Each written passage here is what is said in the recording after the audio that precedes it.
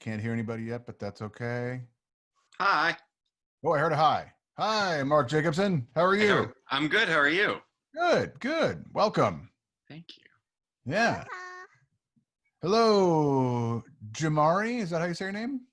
Jemery, but you can also call me Jem if it's easier. Oh, I like Jem. That's nice. Thank you. Thank you, Jem. Nice to see you. Welcome. Hi. Hello. Hello, Joey. How you doing? Doing good. Awesome. I love your background. Thank you. Good morning. Good morning. Good morning. I love that I can see the names. This is great. William Christopher Stevens. Or I'll call you. Can I call you Will or William? Jeremy, that's fine. All right. Will's fine.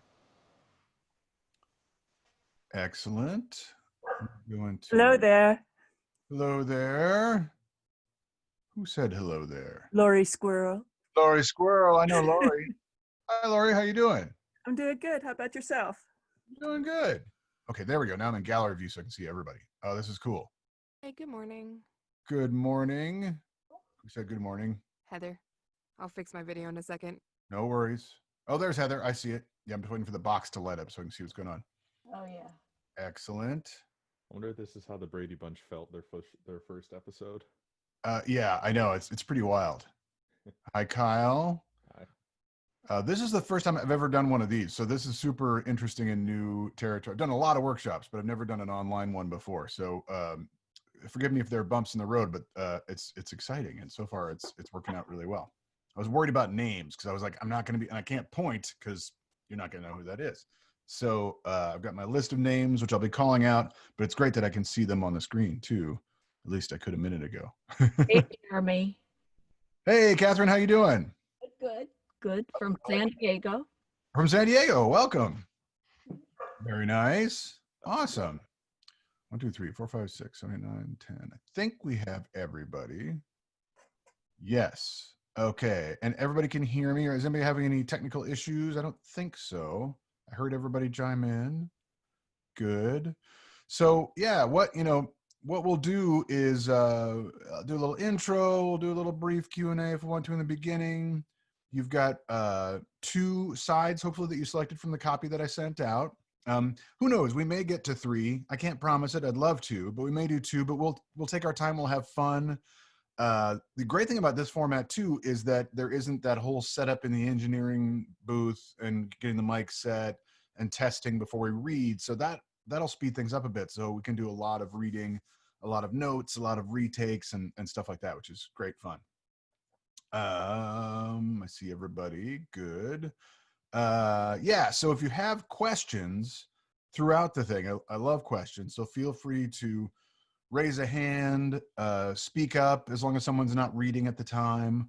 And I will try to find where you are and get that question. And but I love questions throughout, and I'll throw stuff out as we go too. Yeah, and that's the format that we'll do. Were you all in the webinar that I did a couple weeks back? Okay, I'm seeing thumbs up and nods. Yes, I think you all were. I know Lori knows me. I'll give a brief intro, but you know the basic backstory, so I won't revisit that. But I will talk about casting some more because that really leads into what we're going to be doing. And there's lots of like tips and tricks and things I've learned on the casting side that directly, I think, help you guys out a lot. So we'll definitely be treading over some familiar ground that you may have heard in the webinar, but then we're going to get into the nitty gritty of the copy as well. So as you all remember, I hope I got into video games because it was a great day job for an actor. I'm an actor as well. And that kind of morphed into dialogue supervisor, casting director, a sort of producer guy. And what that meant was I got all the casting submissions. Once we'd submit breakdowns out to agents, the same breakdowns you saw, those are actual ones from Insomniac Games back in the day. So they're just those same breakdowns, send them out, get hundreds and hundreds and hundreds of stuff back, of submissions from different agencies. And then you have an extremely limited time to go through them. Great example, this happened to me last week. Last week, a game I'm working on, helping cast, and they finally got the breakdowns out. They super excited. Friday, I think it was around 5 o'clock at night, I got an email, very excited from the producer saying, the auditions are back in. We got so many things. It's great. So many auditions. Jeremy, can you take a listen and get back maybe by the end of the day today with some ideas of people that we'd like? And it was like 5 o'clock on a Friday. And there were hundreds for each role. So, there has to be some education of like, okay, it takes time to go through them. We have to go through all of them. It takes days, maybe a week. In this case, they wanted something by Monday. And luckily they had a group they're working with for casting as well. WB. So WB could help them out with that. And I could do a little bit. But that's a great example that I run into all the time of the turnaround is so fast. What that means with you guys is that it's very limited time we get to listen to stuff. It's very limited takes. If you do 2 takes, never plan on the second take being listened to. Sometimes it's the first part of the first line. So that's why that first thing you do has got to be just great, right? We got to really make sure we're doing all the things we need to do, which I'll go into in that first line, the first couple lines. I like to listen to all the auditions all the way through if I can, but in time crunches, if I get a good idea of the actor, whether they're going to work or not, I'll make that decision usually in the first couple lines, I'd say. And then we'll either move on or throw them in my folders. Now, onto the folders, because we're going to talk about this a lot. And I know I mentioned this in the webinar too. Basically, what I like to do when I'm casting, because you're working with a casting team generally, the writer, creative director and video games. Sometimes the art department has a little say, various people, but they don't want to listen to all the auditions. That goes to me first. I cull them down into folders. And I have A, B, and sometimes C folders. The A folder is the perfect fit. It's like, hey, this actor sounds great. They're reading great. Their acting is great. Perfect fit in my ear for what the voice I think would sound like, the age, all that, whatever the voice quality is. They're hitting just the right marks. When I look at the art, it matches up well. I have meetings with the creative team beforehand, obviously, and I read breakdowns and scripts and everything to get an idea of what they want. Anyway, my opinion of what I think is pretty much the perfect fit. Very small amount of people in that folder. Maybe 2, maybe 4. Sometimes just 1. That folder is the perfect fit. You can't do anything about that folder. That folder is just what happens when your voice and your work matches perfectly with the specs and everything aligns and the stars are great and you get the gig. But you can't control that one. That one's just great. And it will happen. It happens to everybody. It will happen if it hasn't happened to you yet. The B folder is the folder that I put people that great acting, great choices, very believable, grounded, all the things we're going to be talking about. And they could be great. They could be what the creative team is looking for. For some reason, I didn't put them in the A folder. Maybe they were a little younger sounding than I had in my head, or maybe the spec said, a little more something in the voice that I didn't hear as much, or maybe they weren't quite as bassy as this other character. Then there's a bassy thing they wanted in the spec, whatever reason, little things. And I would say, I send that out to the creative team as well. I'd say 50% of the time at least, maybe even more, they pick someone from the B folder over my A folder people for their picks. It just depends. And I'm guessing as to what they'd like. But the point is the B folder is the strong acting choices, great actor folder. That folder you can control. That's the folder you want to be in. Can't control the A folder. A folder is just going to happen. But the B folder, you want to keep striving for, making good choices, really believable, grounded, real acting, using yourself, which is what we're going to get into a lot today. If you do those things, I guarantee you're in that B folder. And that's the crazy thing about our business is we, as you know, we submit auditions, it goes out into the void. We never hear about it again. That's our daily life. That's every day. So you don't know where you are in casting directors' minds or anything like that. If you are constantly getting into that B folder, you may not be cast for a long time, but those casting directors know who you are for sure. Now, there are people, I think I mentioned this in the webinar, there are actors that I meet, at a get together or something like that, and I'll know their name and be like, oh yeah, Will Stevens, sure, yeah. And I'm like, why do I know that name? I don't think I've ever met Will. And then I realize, oh, he's a B folder guy. I've had him in like 6 or 7 of my B folders. I haven't cast him yet, but I know that name. It's there. So that kind of thing is happening if you're putting that work out there.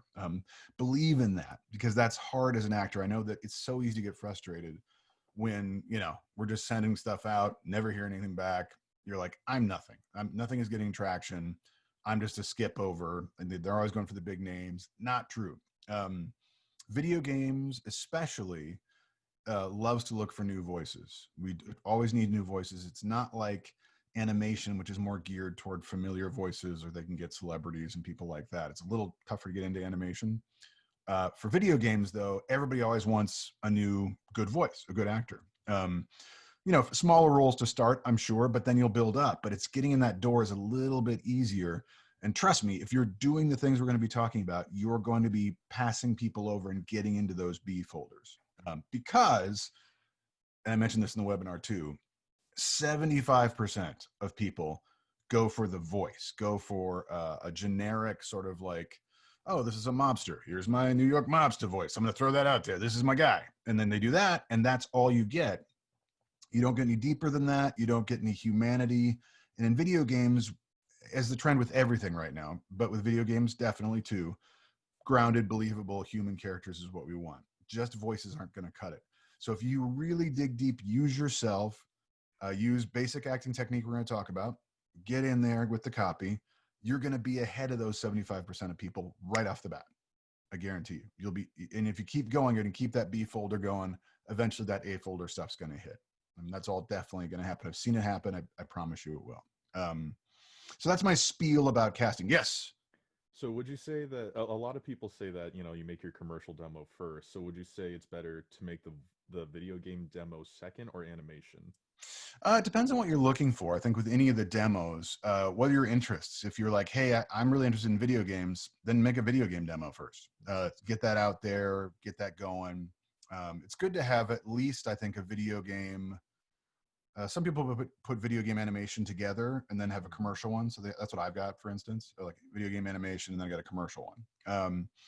But it just kind of depends on your interest. I don't think there's any right or wrong there. If you're really into commercial stuff and you want to work that up first, go with the commercial first. That's good to go. Good to go too. Make sense? Yep. Yes. Say your name, by the way, when I'm going to try to point, which is horrible, I know, but I think that's Will in the middle. Your name isn't popping up on the box, but the guy that just raised his hand with the glasses. Oh, Mark. Mark, I'm sorry, Mark. Oh, you're totally fine. Yeah, so I guess because you mentioned the idea of only really getting one take, sometimes time to listen to one take. I've heard a variety of different philosophies on this in terms of like, do you lead? Like I've had people say like if there's a line within the sides that isn't the first line, but you think your read on it's really solid, lead with that. Like or like if you've got an improv take or a take that's got more nonverbal, just something to stand out in the midst of that 200 plus sea of auditions. Where do you kind of, I mean, because it's a fine line of respectful versus disrespectful, Yeah, exactly. That's a great question. For video games, in my opinion, and this is my opinion, but I prefer to stay with the copy as much as you can on the initial audition. Doesn't mean you can't throw in a pre-life word here or there, like if the line's like, come over here, if you do like hey, come over here, that's fine, stuff like that, or a word here and there. But if you're really going off copy, if you're really improvising a ton or making up entire sections, my initial thought is, oh, this guy can't make the actual lines work, which is what we need to do in the video game. So I like to stick with the copy as much as possible. Little word here and there, a little pre-life, a nonverbal here and there, totally great. Make it your own, that's okay. But stick with the copy on the initial audition. And if you get a call back, again, I would stick with the copy to start, unless they say, hey, let's try some improv, try that out. Then of course, do it. When you get booked, often what we do is we'll have like, say, an A, B, and a C run of it. We'll say, hey, on the A and the B take, stick with the copy. C take, try something, do some improv, see what happens. That's where you're allowed to really kind of let it go and just see what happens and run with it. That's my opinion, because the writers in video games are a little more precious in what they're doing. They really need a lot of these things said for the lore or for what have you about the video game. Just a little more particular about it than, say, a commercial audition would be, where they want you to just to make the copy work for your own. Now, that's my opinion. But that said, if you get an audition situation where someone's like, in the spec, it says like, hey, improv, welcome, then yeah, they threw it out there for sure. Yeah, that's a great question though. Thanks. Good. Any other questions before we get to copy? Yes, Joey, I think, right? Down here with the in the background. Yes. Okay, Joey, yes. Did you say it was just an A and B folder, or did you say there was a C too?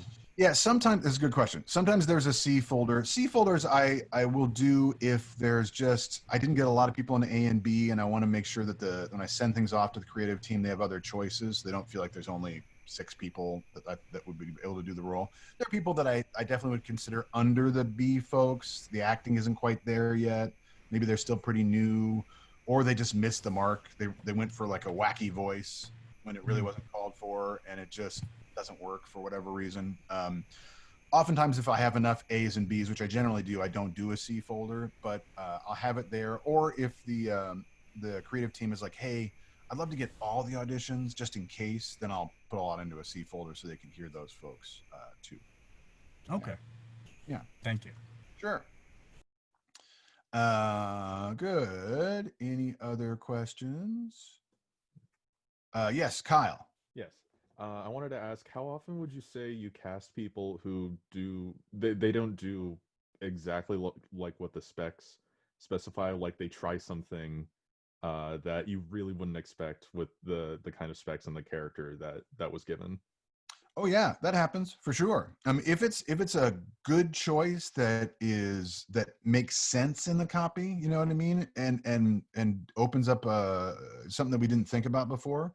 Yeah, I've had some people audition for a role that say didn't have a British dialect, and they really saw this character as British for whatever reason. They did a British dialect, and we were like, that works really well, actually. Wow, I didn't think about that for a fantasy game or something like that. Maybe like that might work. Something like that does sometimes happen. I would caution you to make sure that the choice is not just because you want to do it or because it shows something off for you, but that it really matches what the text is saying. Like you really see an example. I remember doing an audition for it was like a Loki character for like a Marvel game, and it didn't specify British dialect, but the way it was written was really Tom Hiddleston-y, Loki from the movies. And I just was like, that really feels British. So I'm just going to do a second take that has British in it and see if they picked it up. And they like that. So like you never know, but make sure that it makes sense with the copy. But yeah, making strong choices is great. We definitely want to do that. We just want to make sure they're backed up by the copy that we have in front of us. That's all.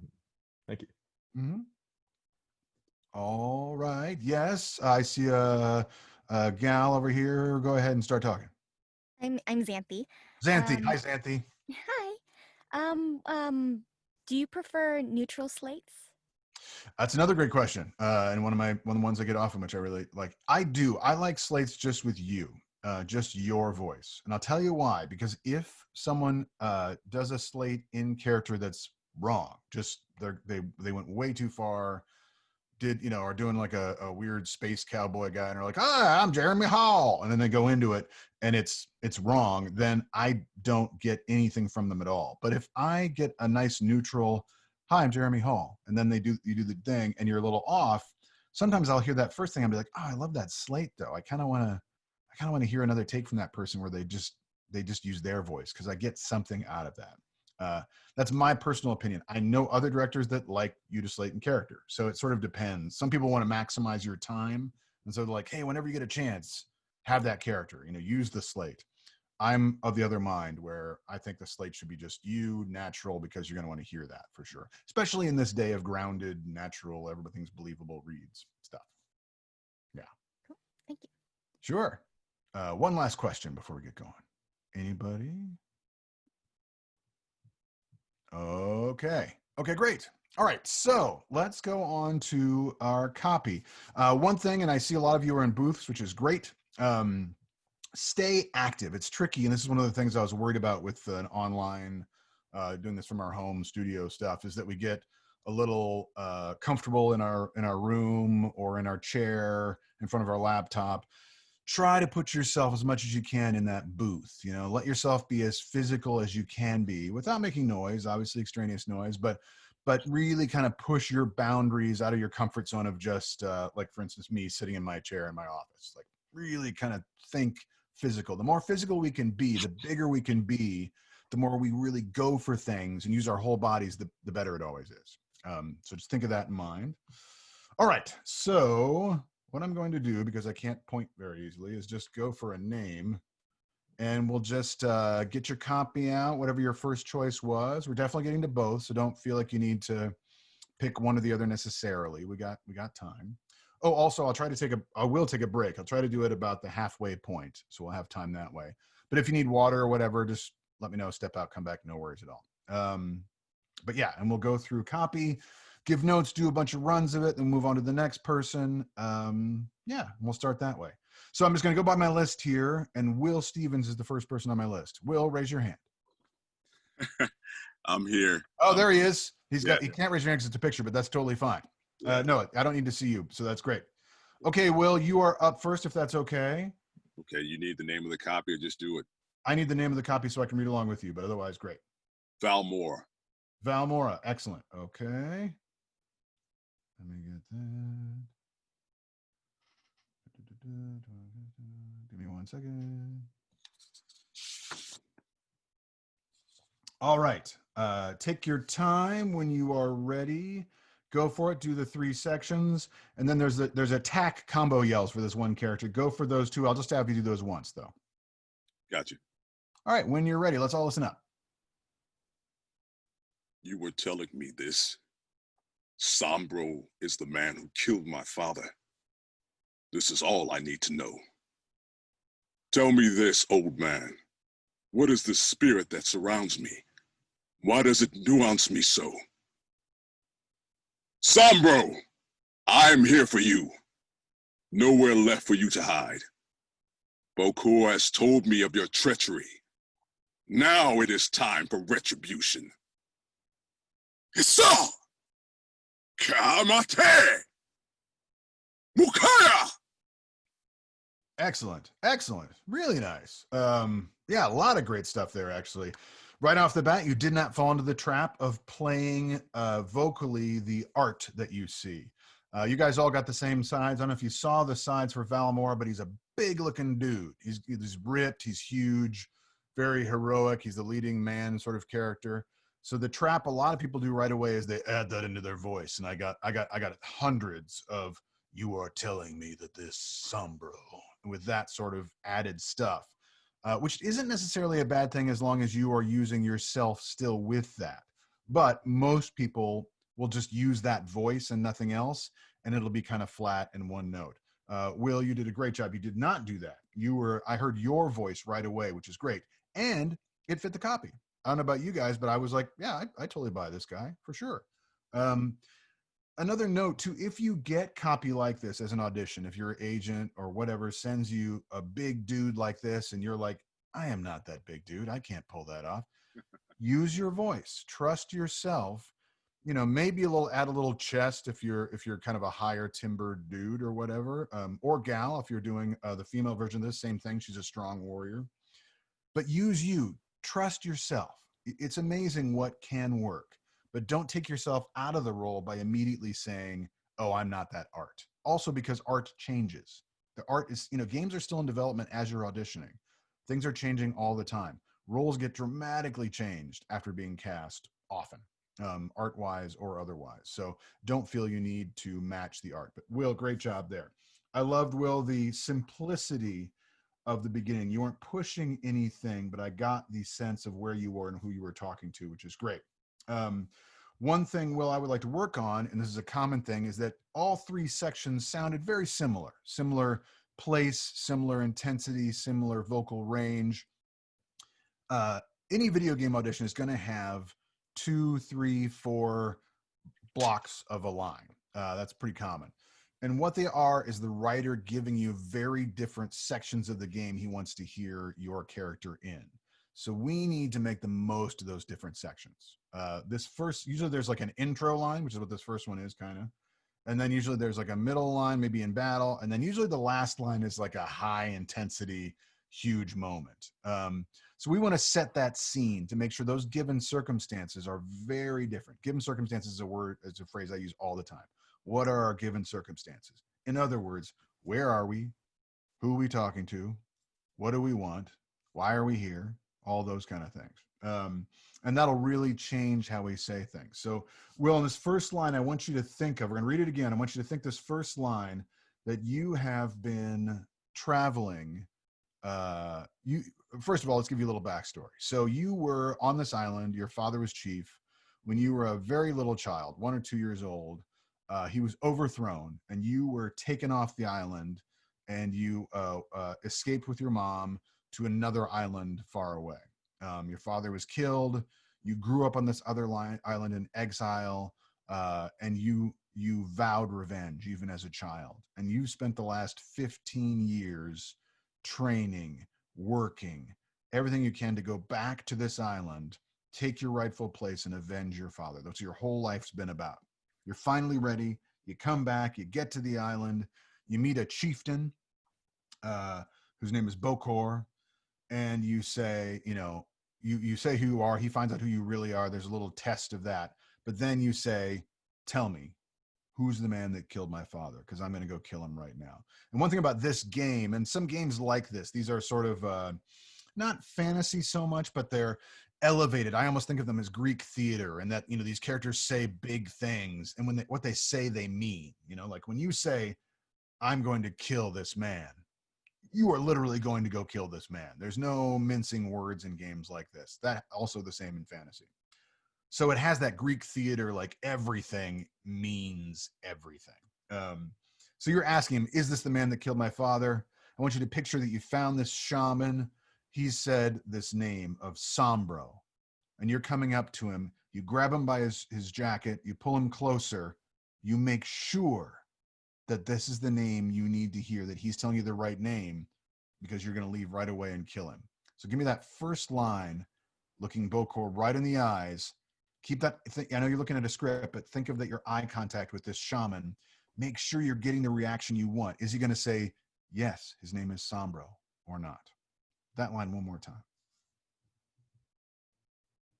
You are telling me that this Sombro is the man who killed my father. This is all I need to know. Good. Slower on the first bit, though. I want you to make sure he hears you. You are telling me. Again, I'm going to go kill this person, whatever you say his name is. Make it be the right name. Make sure he's hearing you. You are telling me that this Sombro is the man who killed my father. This is all I need to know. Yeah. Did you hear that difference between that last read there, that first line? Suddenly I was listening and I was with him. I was like, oh, yeah, now I know what he wants to say. Because he wasn't just reading a line, he was asking that question and really making sure the guy he's talking to in the scene, because we're always talking to another person in the scene, is listening. That's a big point. Great job. Great job. Okay, the next line. This time I want you just to, this one's a little bit of a throwaway. There's this spirit bird that's flying around that follows you and guides you on your path in this game. Occasionally it'll fly through you and around you. It's been, you're walking toward trying to find Sombro, and this thing is just buzzing around you, buzzing through you, and you just don't know what it is. And it's just like what the hell is this thing? Explain to me what this is. It's just that moment. And it's a little loud because you're outside. Try that line. Tell me this, old man. What is this spirit that surrounds me? Why does it nuance me? Yeah, nuisance me so. But that's good. Just give me that nuisance me so line. Sounds great.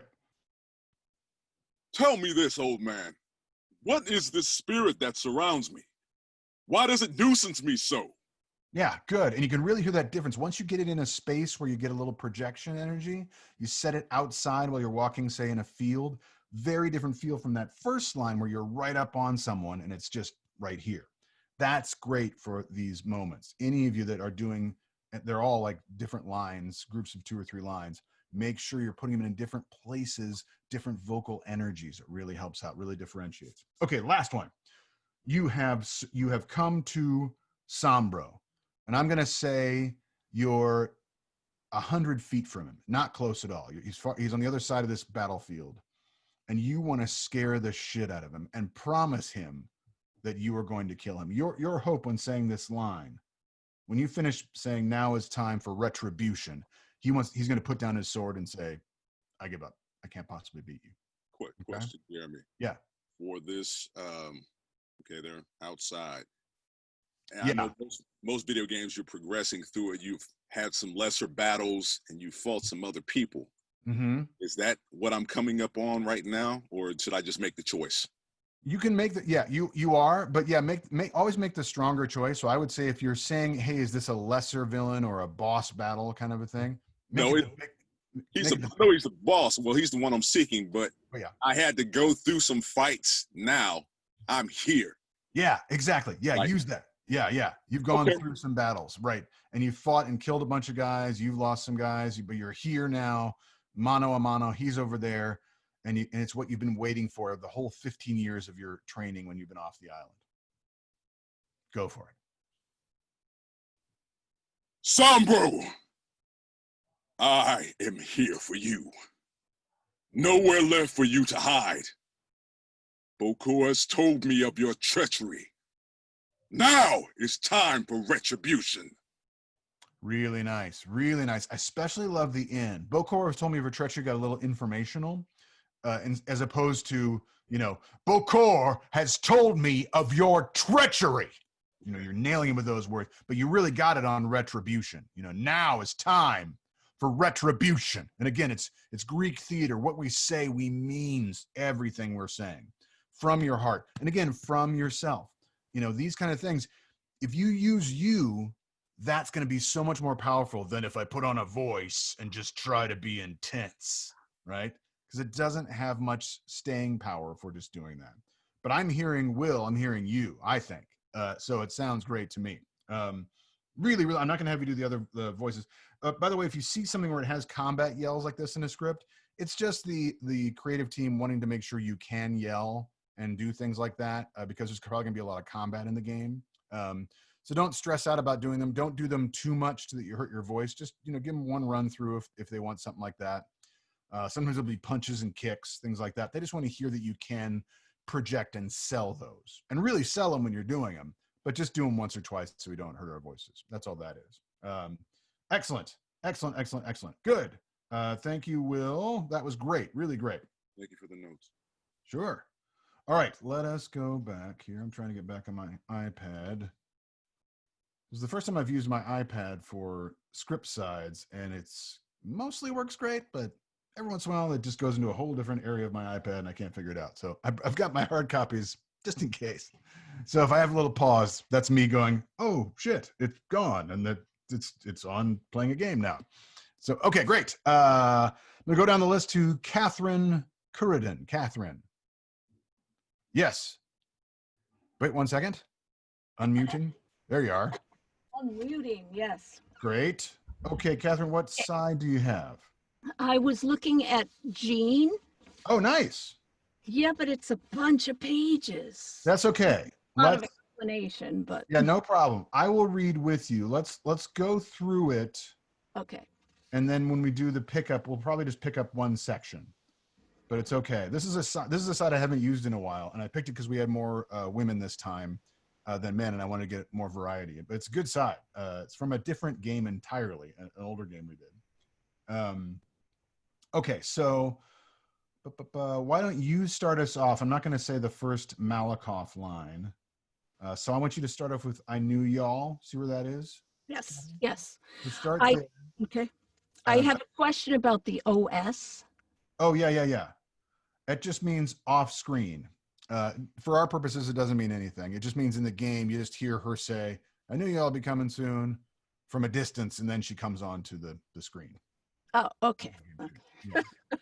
But don't worry about it otherwise. Yeah. Okay. Good. Go through that section, and then I will read the other characters when we get to the scene that comes up. Okay. All right. Take your time. Don't rush. Don't rush because it's got copy. That's okay. And when you're ready, go for it. I knew y'all be coming soon.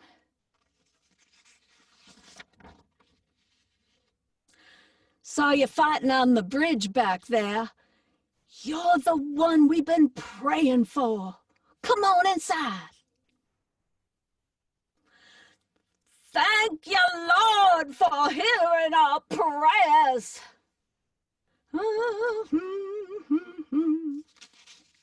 The train. Train don't work. My husband could fix it if he were here, but left 2 days ago to fix the town generator. When will he be back?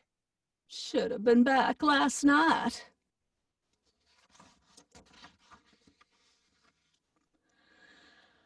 Many of us left.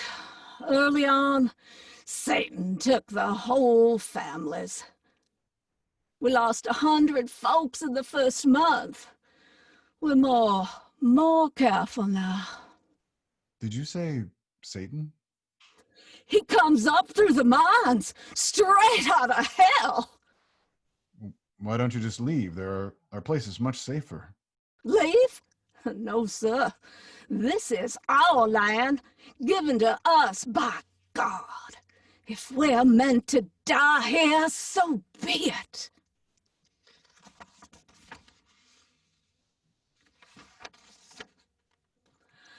I believe in my heart that my husband is still alive out there. And I believe that God sent you here to find him. Please, please help us. Excellent. Very nice. Good. That was great. I have not seen this copy for a while, so it's very fun for me to hear it again. That's great. Great. Yes. Like the energy. I like the commitment. The dialect doesn't bother me. Oftentimes and this one is, the dialect's written into the copy a bit. That makes it trickier sometimes because there's a lot of y'alls and all those things in the copy. I think the dialect's all right. Sometimes, and we may do this once, we may come off of it just to try it. Because again, the main thing the casting person wants to hear is you. And if there is a bit of dialect, that's okay. But we don't want the dialect to overcome you and your acting and hearing you. Think of it this way too. If there is a role like this that you see, there's almost like a little bit of an extra, like, oh, good. A lot of people are just going to go, yo, blah, blah, blah, blah. And they're not going to be very believable. So I can be ahead of the game if I really be true to myself and use myself. Like, this is a good opportunity for me because there's more traps if there's a dialect or things like that. Good. Now, you're very big and we want to bring it down, down, down, down, down. That was a bit, there was almost some Streetcar Named Desire Blanche in there. There was just kind of a bigness to it. And I appreciate you going there. There's no problem with that. But I think we want to take this down, down, down. Again, the trend of video games is much more grounded, believable, simple, a quiet faith instead of a loud faith, maybe is a way to think of it with her. So let's take it. Let's just do the top section. Yeah. Let's do this top section. Okay, and let me give you some background again. Let's set this stage a little bit. And you can see things going on. This game, by the way, was Resistance 3. This is a sort of apocalyptic game. These outer space beings came onto the Earth and in the 50s, and sort of alternate reality 50s, and they decimated the Earth's population, killed most of the humans. There are pockets of survivors here or there. And this is a pocket of survivors that the main character runs into. And they live in a church. They're very spiritual. Their leader, her husband, is the pastor of the church, and he's gone missing. And so you're going to go find him as your mission, and this kind of leads into that. But I think Jean Rose she's very grounded. She's been through a bunch of stuff. I mean, everybody has that's still surviving at this point. So she's tough. She's salt of the earth. She's grounded. And I think it's a little misleading. I think the to the sky prayer, even though it's to the sky, think of it just that it's still you're talking to yourself. You're just looking up, but you're still talking to yourself because this could be the answer. This guy that's come to your camp is obviously a fighter, and maybe he can actually help you get your husband back. Think of it that way. Okay. So in other words, like, what do we want in this scene? Well, like she's there, her husband's gone, missing, maybe captured, maybe killed. No one in her town is a fighter. How is she going to get her husband back? This guy walking in. I've got to convince this guy to go after my husband. So there's my objective right there. I got to get this guy. Where are we? We're outside. It's nighttime. Outside this church, they're walking up. Old cars and buses are parked and broken. You slide the door open from where you're at. I saw you fighting. Come on inside. At first, you're up above them. with I knew y'all be coming soon. And let's really place that. Let's get that first line. Again, this talks about making sure that our lines are in different spots, in different physical spaces. Let's say that you're up above on a balcony and they're coming up from below. So you're calling out, they're about 15, 20 feet away. And then you see them, and let's do this first line. Start us off with that line. Think simple, think grounded, think more you. And let's go through and I'll stop you. With the saw you fighting? Let's start with I knew y'all be coming soon. You're up on the balcony, you see him coming from a distance. Okay. So that one's a little more projected.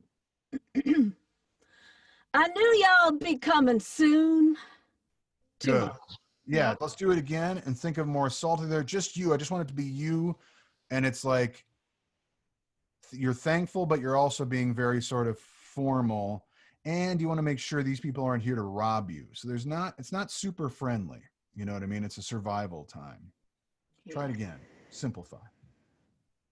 I knew y'all be coming soon. Yeah, I like that a lot better. Let's keep going with that. Saw you fighting on the bridge back there. You're the one we've been praying for. Come on inside.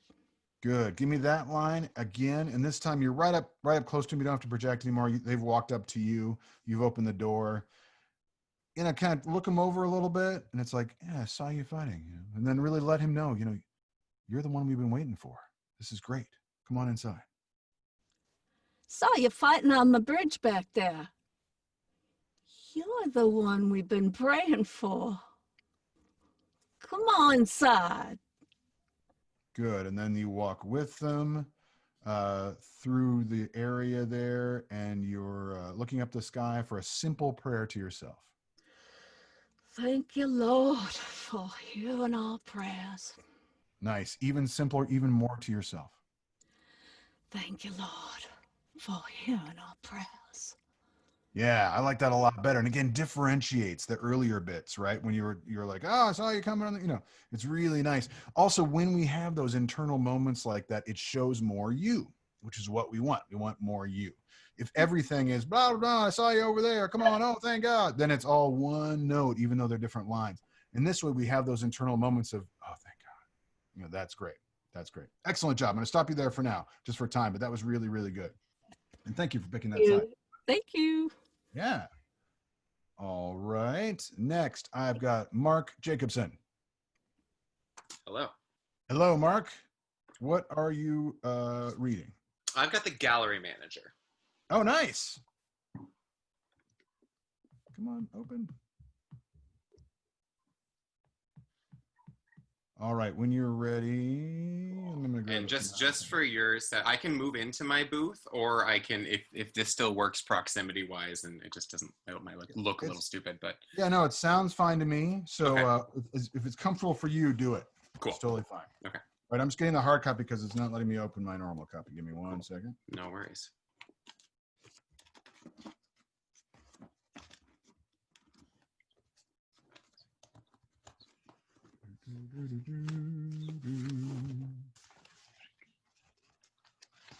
And I pretty much know it by heart, so I'm not too worried about it.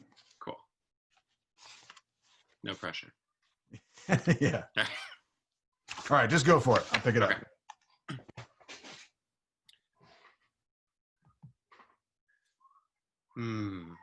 Now, this exquisite piece exemplifies the traditional Tarashikomi puddled ink effect.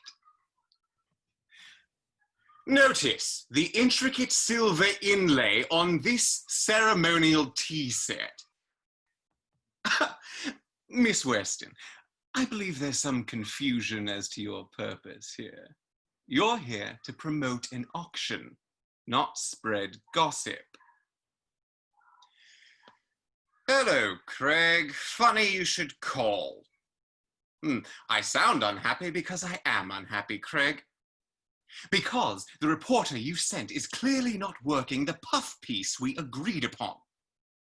No, she's here now. Exactly what I said. She's here right now. What do you mean he had to reschedule? She said she was your girl. If she's not your reporter, who is she, Craig? Who is in my auction house? Oh my God.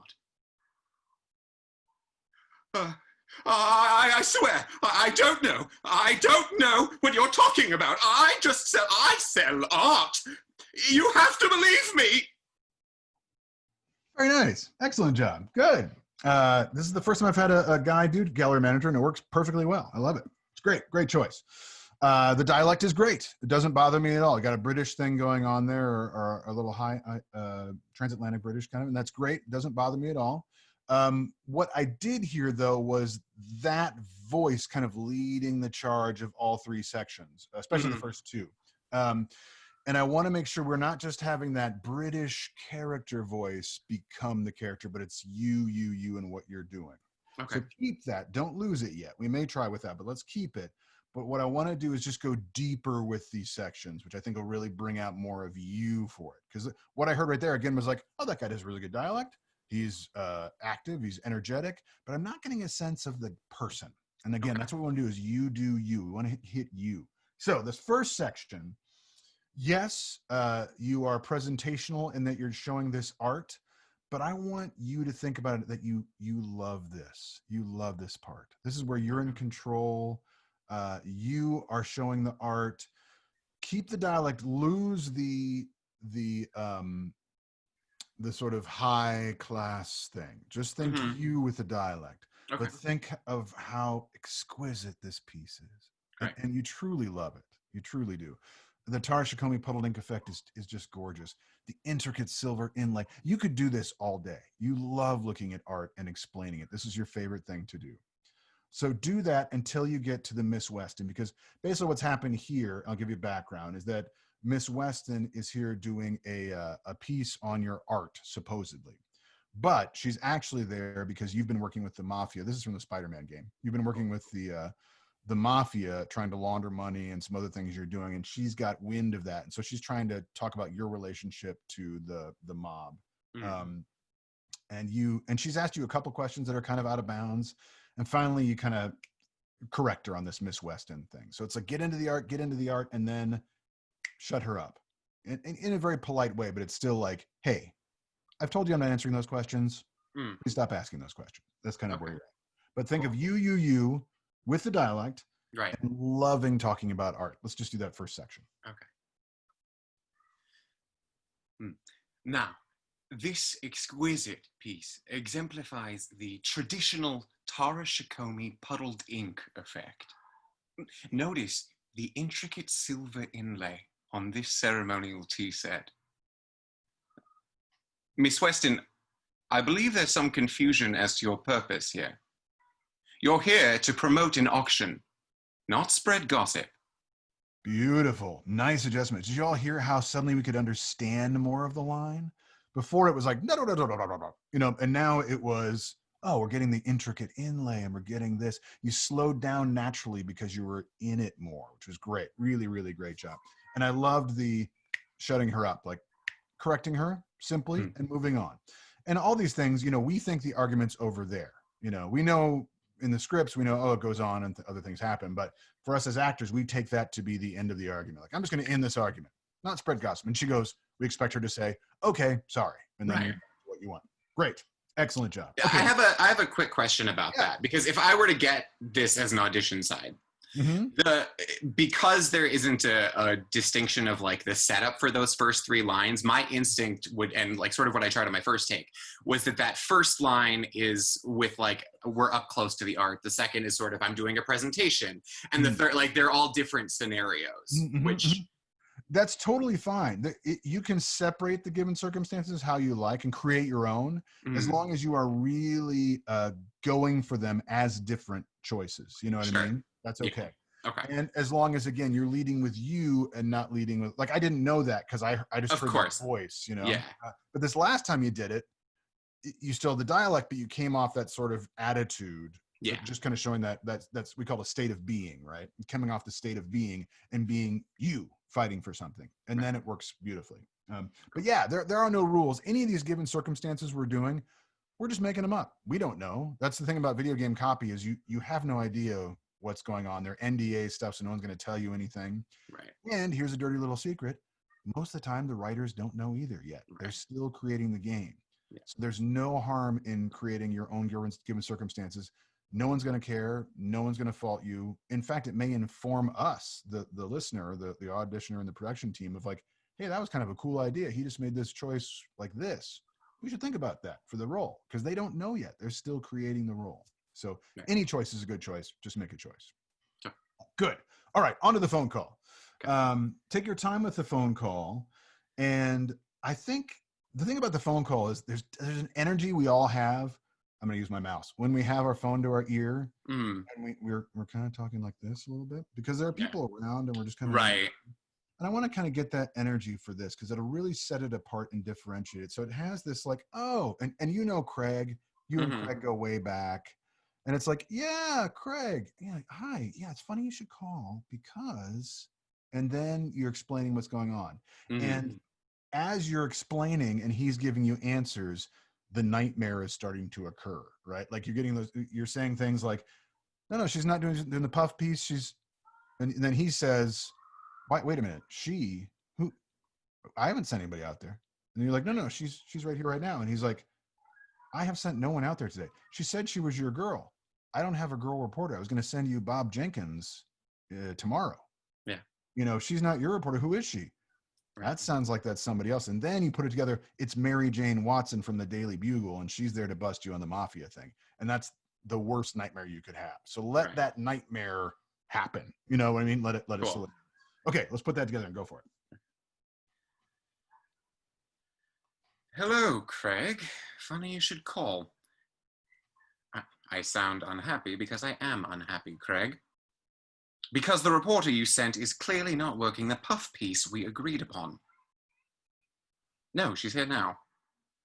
Exactly what I said. She's here right now.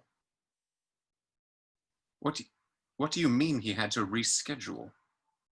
She said she was your girl. If she's not your reporter, who is she, Craig? Who is in my auction house? Oh my God. Yeah, I love the time taken before that last, oh my God. Most people didn't do that. So you don't get that, oh, put it together like, oh, he just put it together. You know, I could hear that happen. That's great. Phone calls, always take your time, as we all know. Create the other side of the conversation so you know what you're responding to, all that. I can hear that in your performance. That's great. That's great. If we had time, I'd go for it again and have you really work on the like, because the reporter you mentioned, getting it even moments, more like, yeah, like when you want to like yell at someone but you can't because there's people around you, so you're like, well, you didn't tell me that. You know, those kind of things can happen, and that really sells that phone call. Okay, great. But I want to go into this last section because it's very important. Sure. So the gallery manager is very in control all the time. This is specifically put in there so we can hear the gallery manager out of control. So I want you to lose your shit. Okay. And what I mean, you basically have armed men with submachine guns at your head. And they're basically saying, tell us where this is or we're going to shoot you. And so you are literally just begging for your life. Turn your mic volume down so you can scream or yell if you want. We'll make sure we're not too loud. But we want to, when we have these moments, really go for it. Make that strong choice. If you're begging for your life, really beg for your life. Think of that internally and beg. Go for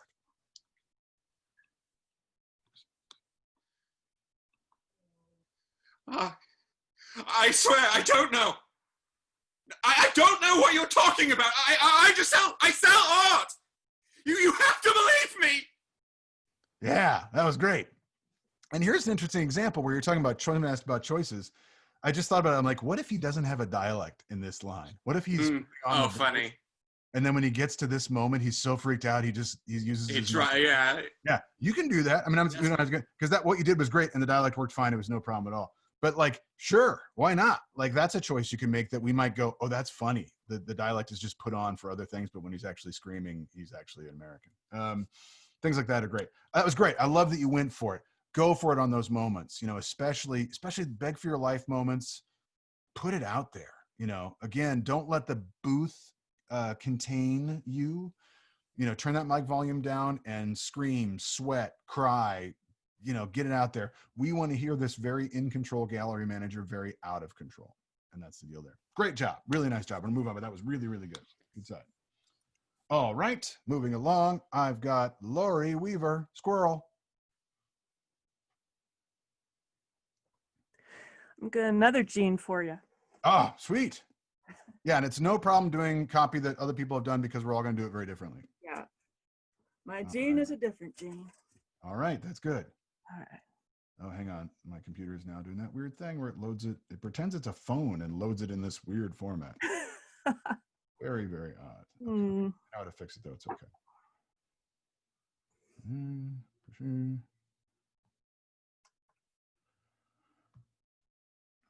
Okay. All right. All right. So same thing. Let's go through the whole thing, and then we'll just go through one section. All righty. I'll let you go through the whole thing once. And you'll start us off. Don't worry about that that Malakoff line. We'll start off with you. I knew y'all. Okay. When you're ready. I knew y'all would be coming soon.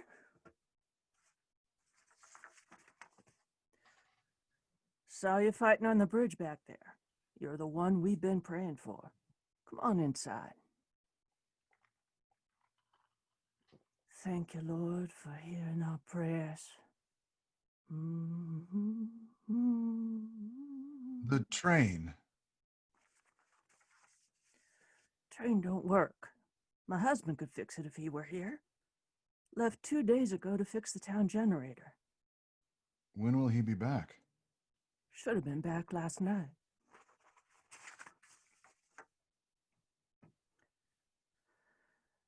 There aren't many of us left. Early on, Satan took whole families.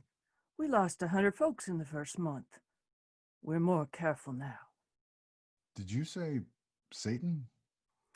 He comes up through the mines, straight out of hell. Why don't you just leave? There are other places much safer than. Leave? No, sir. This is our land given to us by God. If we're meant to die here, so be it. I believe in my heart that my husband is still alive out there, and I believe that God sent you here to go and find him. Please help us. Nice. Good. Good. Yeah, it's a very different Gene, which I think is great. And I want to try something with her because we're playing around with different things and having fun. I want you, the dialect is great. Everything works. I want you to drop all of that. This is just an experiment. And I want you to just be as Lori as you can. All righty then. Yeah, just, and this is not, and I could have done this with Catherine as well. It's just something to try with this kind of copy because I want you all to hear the difference between using that character and using yourself wholly, and what it can do, especially roles like this that can be super contained and simple and really asking for help, but from Lori and in a quiet, simple way. Let's make her a quiet, simple person. As you can make it, just for an exercise. All righty. All right. Start from the top again. I knew y'all would be coming soon. Even more you. Take down the I know the y'all. Can I say I knew you? Yeah, say you all. I knew you all would be coming soon. Yeah. I knew you all would be coming soon. Good. Continue. Now you're up close. Saw you fighting on the bridge back there. You're the one we've been praying for. Come on inside. Now, simple prayer, just you. Thank you, Lord, for answering our prayers. The train. Train don't work. My husband could fix it if he were here. Left 2 days ago to fix the town generator. When will he be back? Should have been back last night. Yeah, let's do that conversation one more time and think about, should have been back last night probably means he's dead. Okay. The train. Train don't work. My husband could fix it if he were here. Left 2 days ago to fix the town generator. When will he be back? Should have been back last night. Good. And let's just do this next part real quickly, just nice and simple. And you call Satan these creatures that come from these. They're part of that alien race that's taken over the world, but you call them Satan. Okay. There aren't many of us left. Early on, Satan took whole families. Yeah, simplify, simplify, just you, just you. There aren't many of us left. Early on, Satan took whole families. We lost 100 folks in the first month. We're more careful now. Did you say Satan? He comes up through the mines, straight out of hell. Good. Keep what you got going. Give me those last two, just these, this last line. I'll give you the setup. Keep it you like you've just been doing. Why don't you just leave? There are other places much safer. Leave? No, sir. This is our land, given to us by God. If we're meant to die here, so be it. Yeah, give me that last line one more time, even more simply, even more just you. If we're meant to die here, Okay. so be it. If we're meant to die here, so be it. Yeah, really nice. So what do we hear that's different there? It's so much more of a human being I'm interested in listening to, right? That last round there, you know? Yes. And again, we don't have to stay there for like, I really want to add, we can add in some of that dialect, then add in some of that regionalness, but we don't want to lose that simple, believable, oh, I've lost my husband. I think he's dead. I really need you to help me go find him. And he's the leader of our church, and we really need him for our community too. That to me is so much more interesting than even the best regional accent leading take could be. Does that make sense? Yes, it does. Really... Yeah, go ahead, Lori. I was gonna say, yeah, it does. And what's funny is I think that y'all got me because my own accent is very rural sounding and it's probably right for the part. Yeah. Y'all just kind of like drug me into that, come on in and have some Sure. pie. Yeah, right. And that's the thing. It's like we don't want the dialect to take you into a character that may not be the character that's in the game. You know what I mean? And sometimes it can do that. British as well with what Mark was doing. Sometimes British can make you seem so ahead of everything and above everything, and nothing matters. And we don't want it to lead us. Not that it did for you, but we don't lead us that way. Yeah. I would say, if I were coaching you on this audition, I would say, okay, let's try some rounds now where we bring it back, but maybe we won't bring it back much at all, because that is so much more interesting. That Gene Rose is a Gene Rose I want to follow in the game and help and figure out, right? That's a character we want to hang around with. If the character is too, hey, y'all, great, come on in. Oh, God, I love Jesus. That you're just going to be like, okay, I don't really want to hang around this person all that much. And that's a lot of what casting decisions are based on is video games are 12, 20, 30 hours long. Oftentimes you're with the same character for 10, 12, 15 hours. Any character voice or large character that just kind of doesn't have anything under the surface is going to wear thin very quickly.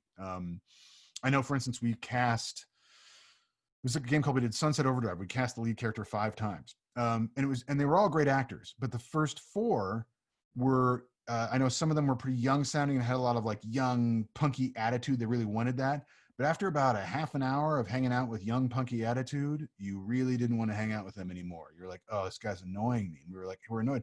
We needed more of a believable, human, slightly older voice that was just more natural and believable. Ended up with Yuri Lowenthal for that role. And then we're like, oh, I can hang out with Yuri for 12, 15 hours. That's part of the video game process. It's maybe unique from animation, where you can have a character, Scooby-Doo, great example. Scooby-Doo characters, big, broad, fun, but they have like maybe 5 lines. They're on, they're in and out. And then it's like, you meddling kids, and the show's over, right? You can do that. Video games, way longer, can't be around people like that for 12, 15 hours, if that makes sense. Good. Okay. All right. Let's go on to the next person. Joey Bosco. Okay. All right. What side you got there, Joey? So I was thinking Ignatius. I did have a question though. Sure. So I was gonna kind of do it with a little bit of a voice. Should I be trying to stick to just right within here? Or am I allowed to play? Play. Yeah, you're allowed to play. Yeah, playing is all good. It's where it comes from that we're working on, but definitely play. Okay. Go for it. And this character, you'll see, needs some of that. So that's a good choice. Go for it. Thou hast strange clothing, sire. Prithee, from whence have you journeyed to our humble kingdom? Sons of Fargathia, bestow yourselves with speed. Our enemies await. We will storm their castle on the wings of courage. Ah, what sorcery is this? Oh, the pain. Somebody give me a fucking gun. Nice. Well done. Really well done. Yeah, I mean, the reason I wanted to get through the side too to explain that some bits, you know, his character is so ingrained in this big, you know, he's a LARPer, a live action role player. So he has this living in the 13th century knights, kings ness about him, and that's necessary. So yeah, you definitely need to do that, which is what you did. You did a great job. What we want to make sure, and you didn't fall into this trap, we want to make sure that that doesn't just overwhelm everything and suddenly everything is blah, blah, blah, blah, I'm a king, blah, blah, blah. You weren't doing that. Also, you didn't fall into the trap, and I realized it as we were getting toward the end, of saying F-U-C-K words is like the favorite thing of all actors. I cannot tell you how many auditions I got for this. When they got to that, everything became about that line. You know, the whole rest of the scene was like, blah, blah, blah, blah, blah, blah, blah, fucking gun, fucking. I love saying that word. And it's a silly trap, but honest to God, if you get a script like this, no, 80% of people go crazy over that word and not care about the rest of the scene, and they're not going to get the gig. And you're going to be ahead of them because you're not going to fall into that trap. Please keep that. If anything else today, keep that in your mind. But you didn't do that. You didn't fall. You became part of the scene, which is what it should be. So great. All right. So background on this character a bit, because there are some other characters we're doing that also are in the same world. This is Sunset Overdrive, the game we were just talking about casting. This is a zombie apocalypse kind of game. Zombies come around, take over this town. The town is survivors are in pockets around the town, and the main character comes in contact with these LARPers that have taken over this YMCA. I don't know if you know what LARPers are. They're live action role players. They have the foam swords that play out in the parks, and they try to portray knights and kings and squires. They have elevated language, all that stuff. They have fun with that. In this instance, though, and it says here, I believe in the breakdown, these characters, because the town was overrun, are so stressed out, they've had psychological breaks, and now they all believe they're actually in 12th century. So he thinks he actually is this king, Ignatius. Until the end, when he gets hit by the bullet, and then the pain of the bullet brings him kind of back to modern reality, which we're going to get to. But okay, so that's the scene. So again, we have 3 different lines, 3 very different set of given circumstances. Let's make the most of that. That's one note I have for you, is we can make more note of given circumstances. Okay. The first line, your dialect's great. Keep that up. Let's put you in the YMCA. You are in the basketball court. You have a little throne that you've created. You've made it your throne. You're very comfortable. In walks this stranger. He's being escorted by your guards. He's not a threat, but he's dressed in modern clothes, not in the Elizabethan clothes that you all wear. So he's weird, but you are in total control. I want you to think of the fact that you've got a glass of mead in your hand. You're on your throne. He's about 10 feet away. You're in total control of the situation, but you'd like to know why he's dressed so weird. But it's all with a smile because you're in control. Just that first line. Okay. Thou hast strange clothing, sire. Prithee, from whence have you journeyed to our humble kingdom? Yeah, nice. Even more. Let's do that prithee line. Even more of a smile. Prithee. Where'd you come from, friend? Prithee, from whence have you journeyed to our humble kingdom? Yeah, it's nice. No problem here. I'm in total control. Great. Now we're going to differentiate that. Now you are in a siege mission. You're going to a nearby hideout. I want you to think of Shakespeare, Henry V. You are outside the castle. You're going to storm the gates. You've got your men behind you. It's raining. It's lightning. It's pouring. It's loud out. Your men are all terrified. They look scared. They look like they're about to run away. You, as Henry V and Shakespeare, have to lift them up and get them psyched to storm the castle. So this is going to be loud because it's raining, it's outside, all that stuff.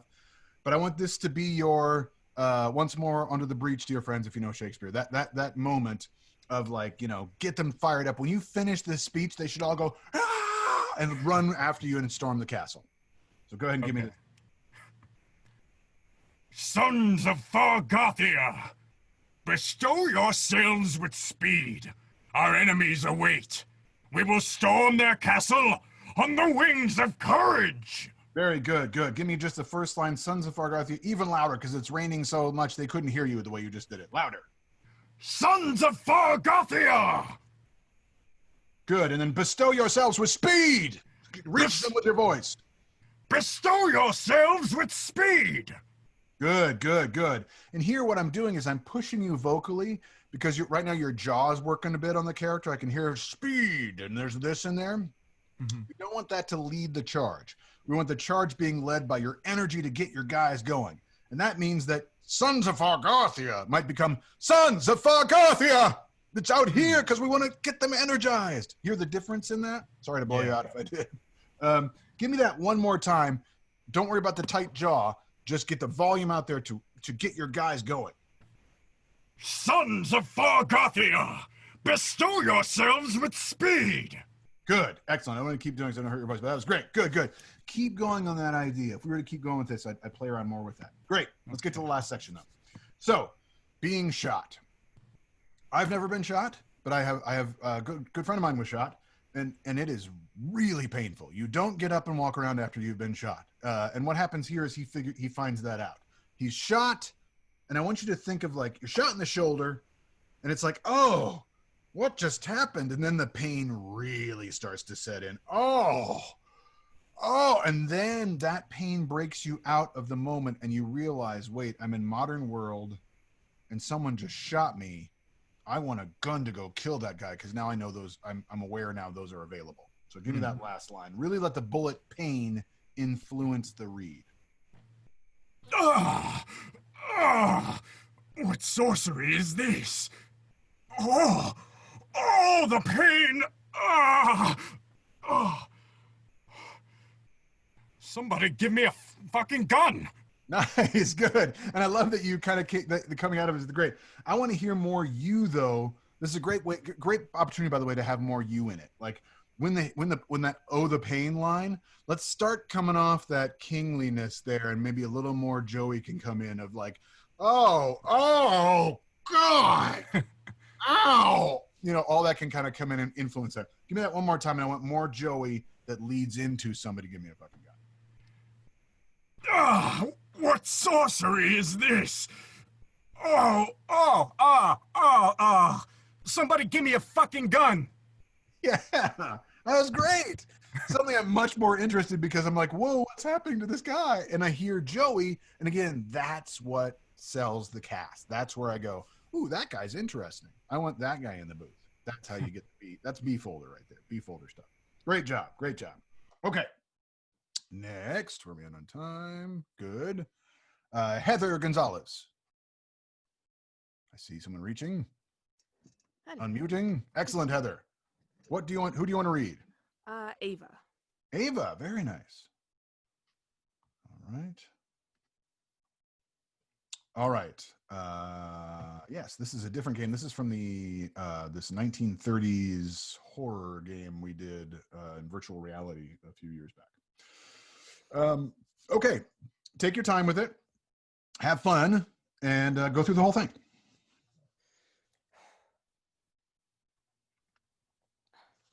Professor, I think Victor has a point. Revealing evidence to the public would help gain funding for future research.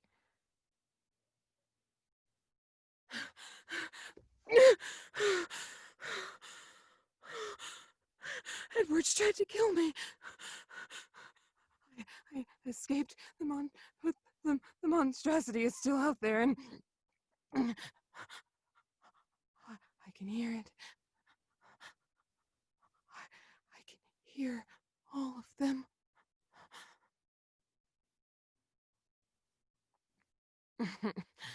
Tell me, every time you pick up one of these, are you hoping it's me? Maybe it's an outpouring of sorrow over our lost love. Oh, better yet, maybe I've been gravely injured, but I used my last bouts of strength to pen an arresting apology to you about our severed love, and how you're the only one I've ever truly cared about, and what I wouldn't give to simply touch your cheek one final time. Sorry, Victor. Maybe in the next life, if there is one. Very nice. Have you taken my workshop before and done this side before? You didn't fall into much of the traps that I usually set. Very nice. I literally was going, wait, what's her name? Has she done? No. I don't great job. Here's what I love. I love that you use your voice. I love that it came from you, but and you folks tell me, fit perfectly with what we were hearing. It didn't sound wrong for the role at all. Sounded great. Totally buy her in this role. Also, and you folks, if you don't have the copy in front of you, you may not notice this. You may have read it. A big trap for this. I hate the breakdown for this copy, but I use it because it's a great example that when people write breakdowns for roles, oftentimes it's a writer that is new, that's just starting out, or a production assistant that has been given a few lines by the writers, and they go, "Hey, can you just make this a breakdown? Jeremy needs it for casting. Ask him what he needs," or they'll just write stuff. And they write things that do not help the actor because they're not actors. So the second one says here, this is before the Edwards try to kill me section, in a journal after barely escaping death, but she's still slipping into madness. And had I caught that before that went out, I would have said, don't say slipping into madness, because you're going to get crazy people just doing crazy voices. All it is people start laughing. Everything's crazy means I start laughing in the middle of lines. Never laugh when you're doing a crazy. That's a pet peeve of mine. It just sounds like you're doing fake Hollywood crazy. It's not. You didn't do that at all, which was great. Awesome. So yes, 3 different sections. I want to play with it more to even make them more different. But I love where you were going with each of them was really nice and came from a nice, simple place, which was great. Right away, I would have been interested in that audition and gone, oh, who's that? Because most people, when they did it, were much more crazy or making like huge character choices of outside of themselves in this character that's going crazy. And we don't want to do that. Okay, so the beginning. You did a great job, but let's put her in a large classroom setting. This is the 1930s. You're in a big 300-person lecture hall. You're probably dressed in a suit because it was very, very proper at the time to be in a suit. And you are in your chair. The professor, Edwards, is down on his lectern there at the very bottom. And he has been talking about how he doesn't want to reveal evidence for what he's found in the Antarctic. He feels he wants to hold that close to his vest. The reason he does is because it's alien. He's found proof of aliens.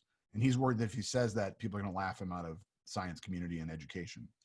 But Victor, who's your fiance, who's in the same class, has said, Professor, I think it would be good. You'll get funding. You know what I mean? And Edwards kind of knocks him down. He's your father figure. He's your mentor. This professor. You're very close to him.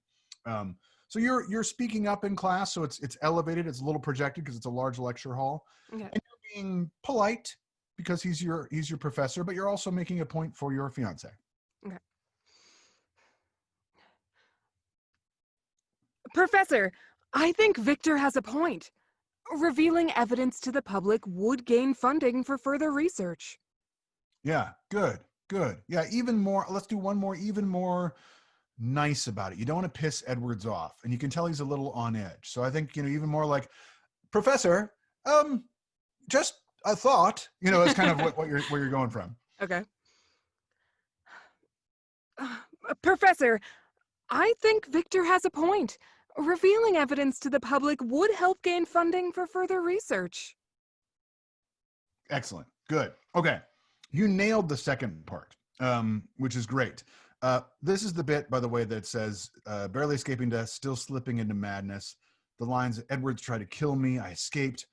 All I want you to do right now is to do that one more time. I'm not going to give you many notes because you nailed it. I love that you were really asking for help, right? We're asking for help here. You weren't being crazy.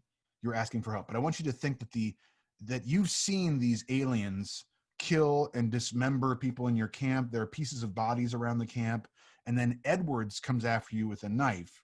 You've run into this little room.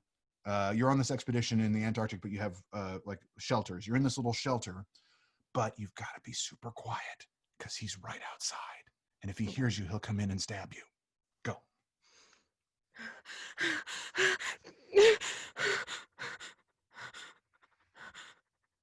Edwards tried to kill me. I escaped the monstrosities. It's still out there. I can hear it. I can hear all of them. Yeah, nice. And if we were to continue with that one, I'd say, okay, let's speed it up because you want to get the information out before he comes in and tries to stab you. So you get help. So we can't spend too much time. Don't let the emotion of get over what you need to do, which is help me. Edwards. And you're saying, Edwards, our father figure, our mentor professor, just tried to stab me. That's unbelievable. So, but nice, really nice use of the environment. Again, very different from that first line. First line, big projection, lecture hall. Here, really quiet, cold. It's great. Okay, last one. Have you do this once because it's fun. This one, I want you did a great job of being very simple, very true. I just want to push what you're doing to Victor. This is a very difficult little monologue. This is the tell me every time you pick up one of these. What it is, one of these is these journals that the player has stumbled across, and you're on tape on these journals. And he's slipping into madness. So he's starting to get these journals that are talking directly to him in real time. So that's what you're doing right here. So it's basically his nightmare, and he loves Ava. And his nightmare is that Ava doesn't love him or doesn't care about him anymore. So I want you just to mess with his head on this one. And the way to do that, I think, or a fun way to do that, is to just play the wounded damsel in distress and just flirt. And, oh, if you could do this and do that. Oh, God, it'd be so great. I mean, really play up the sexuality of it and the fact that you're really in trouble. Then when you turn the knife on Victor, maybe in the next life, it's just devastating because you want to devastate him, right? Because this is his nightmare. So go crazy with that. Go real far with that. One time. Okay. Tell me, every time you pick up one of these, are you hoping it's me? Maybe it's an outpouring of sorrow over the love we lost? Oh, better yet, maybe I've been gravely injured, but I used my last bouts of strength to pen an arresting apology to you about our severed love and how you're the only one I ever truly cared about. And what I wouldn't give to simply touch your cheek one final time. Sorry, Victor. Maybe in the next life, if there is one. Yeah, exactly. Just mess with his head. And then when you make that turn, the more you can build the first part, if you ever see a turn like that, the more you can really sink the knife in that turn, the better, for sure. Great. I love that that starts out just you. Tell me. So great. Like right away you can hear on tell me, because I got hundreds and hundreds of tell me, tell me, and it's like, that's a voice. That's not a person. And you were being a person, which is great. Nice job. Thank you. Cool. All right. Crystal. Where are you, Crystal? Oh, I see Crystal. There you are. Hello. Hello. All right. Crystal, what are you reading? Who are you reading? I am going to read Squirrel, the Quest Giver. Oh, yeah. Excellent choice. Okay. Squirrel, a totally different game. Very different thing, but still using yourself, all that stuff. 3 very different given circumstances. Have fun and go for it.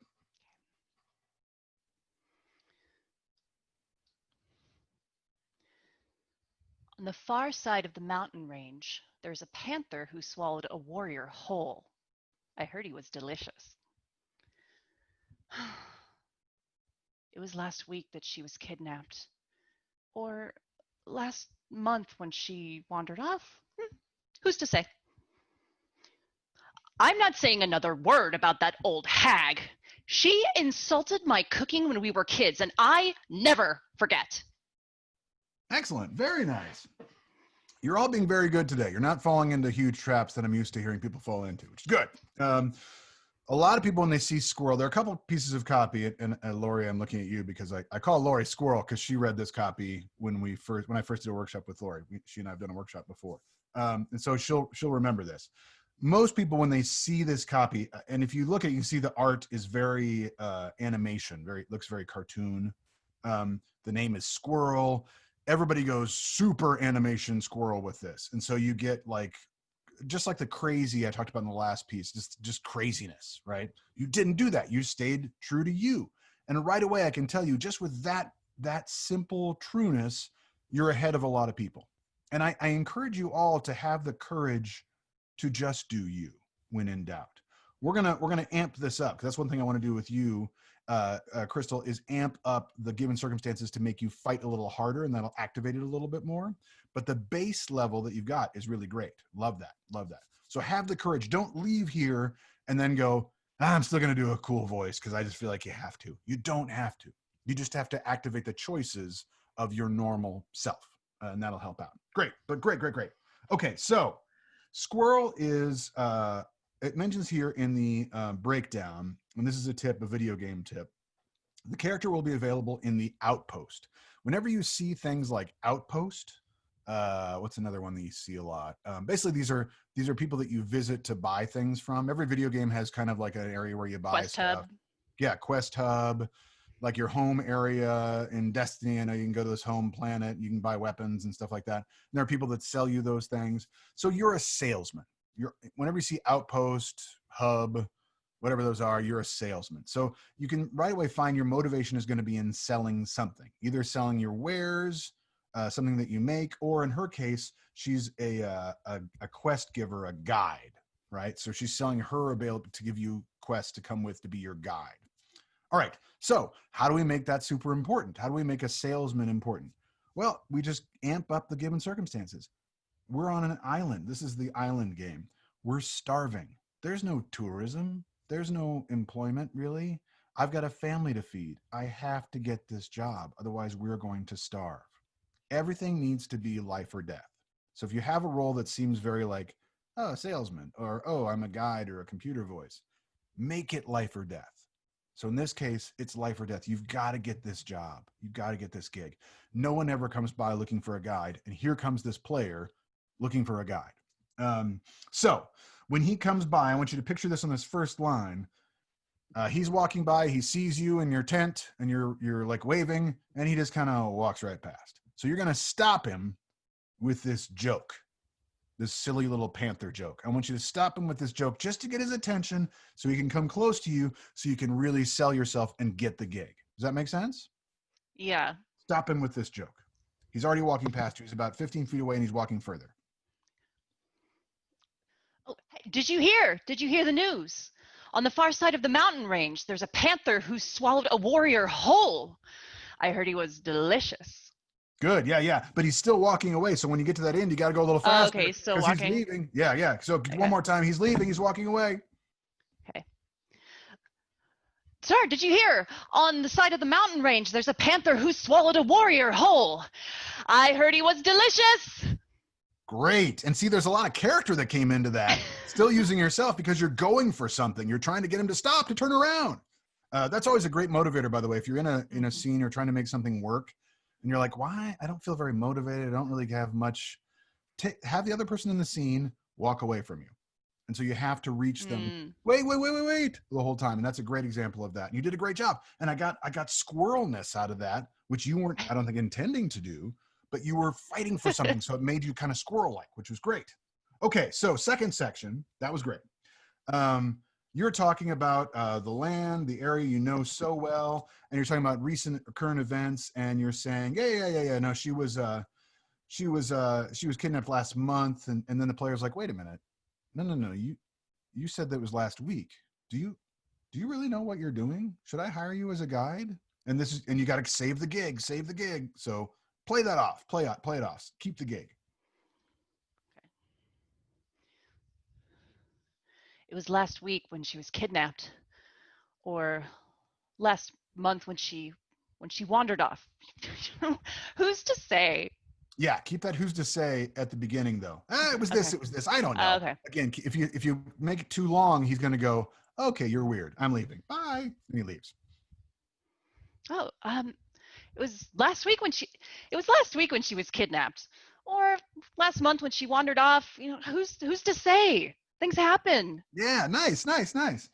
And things happen, by the way. If you add that little bit, I don't mind that for improv. The person that had the improv question, that's fine. That's a nice little add on there. That's great. Good, excellent, good. And again, I got some character there that I may not have thought of before. There's this faster heartbeat, I like to say, with Squirrel. She's got a faster heartbeat. I can feel that, yeah. Yeah, and that's great because you're fighting for something. Helps to channel that, definitely. Yeah. Always give yourself something to fight for hard. That's life or death. Everything is life or death. Everything is fighting really hard for it. Great. Okay, last one, and this is my favorite one for Squirrel. Let's say that basically the player says, "What about Nala? I'm thinking of having Nala come along on this journey with us. She's the cook." And what do you think about that? And you suddenly put down your stuff that you had in front of you, turn away, walk into the back of your tent, and disappear. And the player's like, "What?" So he follows you in you're in your bedroom, on your bed, curled up, crying. And I want you to whisper this line because Nala has hurt you so deeply your whole life, especially recently about the cooking. And you are truly, truly insulted. So be truly insulted for Crystal. Let Crystal be really insulted. This line. I am not saying another word about that old hag. She insulted my cooking when we were kids, and I never forget. Yeah. Go even quieter. Let's whisper it because you almost can't even say it. It's so painful. I'm not saying another word about that old hag. She insulted my cooking when we were kids, and I never forget. Excellent. And that's very different, right, from those other scenes. When you get something like this where the character is insulted, for some reason most people still play that as a game. Like, "Oh, she insulted. I never forget that hag. I'm insulted." Very like huffy and Yeah, they defensive, play it not off that as it like is truly striking but what something would that happen? wounded them. Yeah, what would happen if it truly insulted you? There's another line from another character we may get to a little later that has the same moment that you could play it off, but if you actually play that moment, it's so much more powerful for an audition because we go, "Ooh, there's a whole other color there. There's a whole other note on her piano that I didn't even know that character had. That's amazing." Again, it doesn't matter if we use that in the game. These lines probably never even end up in the game. They're just audition sides and they probably rewrite all that stuff anyway. But let's make the most of these choices to show off ourselves and using you to make it really interesting, which was great. Excellent job. Okay, got a few more. We're almost at the break time. Let's try to get a couple more before the break. Okay, Kyle. Where's Kyle? Kyle Amore. 2, 3, 4, 5, 6, 7, 8, 9, 10. Oh wait, Kyle, I think I see your square, but I can't hear you if you can hear me. Looking at my messages. Oh wait, Hello? unmuted. Sorry. Kyle. Yeah, I hear you. I just hit the restroom. Oh, no worries, man. You're up. All right, great. Yeah. What are you reading? I've got Victor Howard. Okay, Victor Howard. Very cool. I will bring that up. All right. Okay, this is again back to the 1930s game that we had with Ava. This is Ava's fiance, Victor. When you're ready, take your time and have fun. At approximately 1400 hours on April 3rd, the Isla Nueva expedition missed their third consecutive check-in. The last contact was just before they moved into an uncharted mountain range. The outlook is grim, but I'm hoping to find survivors. What I have seen in this place cannot be committed to paper without calling into question my sanity. In fact, it is quite likely that these words I write are merely figments of my imagination, the last mad hallucinations of a man freezing to death. When I learned their expedition went missing, I felt satisfied. Whatever awful fate befell them, it was well deserved. In my heart, I know that when I do find Edwards, I have no intention of rescuing him. Very nice. Good, good, good. This is a hard copy. Let me first say, Victor's one of those ones I'm always like, ooh, Victor, strong choice. Because it starts out so narrative. Right away, our first challenge is like, we've got to make this interesting, this little weather report missing thing. And it is so like, he's so cold seeming and aloof. How do we make him real and human? So it's tough copy. You did a good job. And also there's some traps in here in the breakdown. It says transatlantic accent, which I tried to remove from copy. If it's still in there, but I try to move that sometimes. Don't worry about that kind of stuff. We actually went away from it when we made this game finally anyway. You weren't doing transatlantic, which is good, but I think don't worry about a voice. I think go with just you. Go with just Kyle. Okay. I think it'll help you out because the voice is leading you into kind of a rhythm that's going through all the scenes and keeping them all pretty similar. We want to differentiate them and go more you. Okay, this first section, super tough. I want you to be the good scientist that you are and mark the date and the time and that the Isla Nueva project expedition missed their third consecutive check-in. It's a pretty dry piece, but I think when you say the outlook is grim, there can be a moment because Ava is on that expedition. So that's your fiance. So there's a bit of humanity that just creeps in there on that moment. We don't know what it is, but there's a little something in there. And again, I know actors would tell me like, oh, but Jeremy, I didn't know that Ava was on that ship. How do I do that in an audition if I don't know the story like you do? Put stuff in there like that. It doesn't matter. If you've got something that's dry like that, find something personal on there. And the fact that he says outlook is grim is the most human thing he says in this little speech. So let's find a way to make that more important. Life or death. Remember, make everything life or death. So I'm going to make this moment life or death for my fiance. So one more time, just this first speech, but let the outlook is grim give a little bit of weight. Right. At approximately 1400 hours on April 3rd, the Isla Nueva expedition missed their third consecutive check-in. Last contact was just before they moved into an uncharted mountain range. The outlook is grim. But I'm hoping to find survivors. Nice. Yeah, that just gave it a little bit of something that I like. And I like the fact that you fought back on, but I'm hoping to find, I'm still the good scientist. I'm hoping to find survivors. Really nice, really nice. I think that's the best we can do with those things. This is an example of copy where if I were rearranging it, I would have said, let's not have that lead us off because I got hundreds of just news reporters and it's very hard to cast from a news report. Not your fault as actors, it's just, it makes it tough. Okay, second one's a little more interesting. I want you to wrap your arms, if you can, try to wrap your arms around yourself, or at least one arm if you're holding copy, and squeeze real hard. You are freezing. You're in the Antarctic now. You're on the expedition.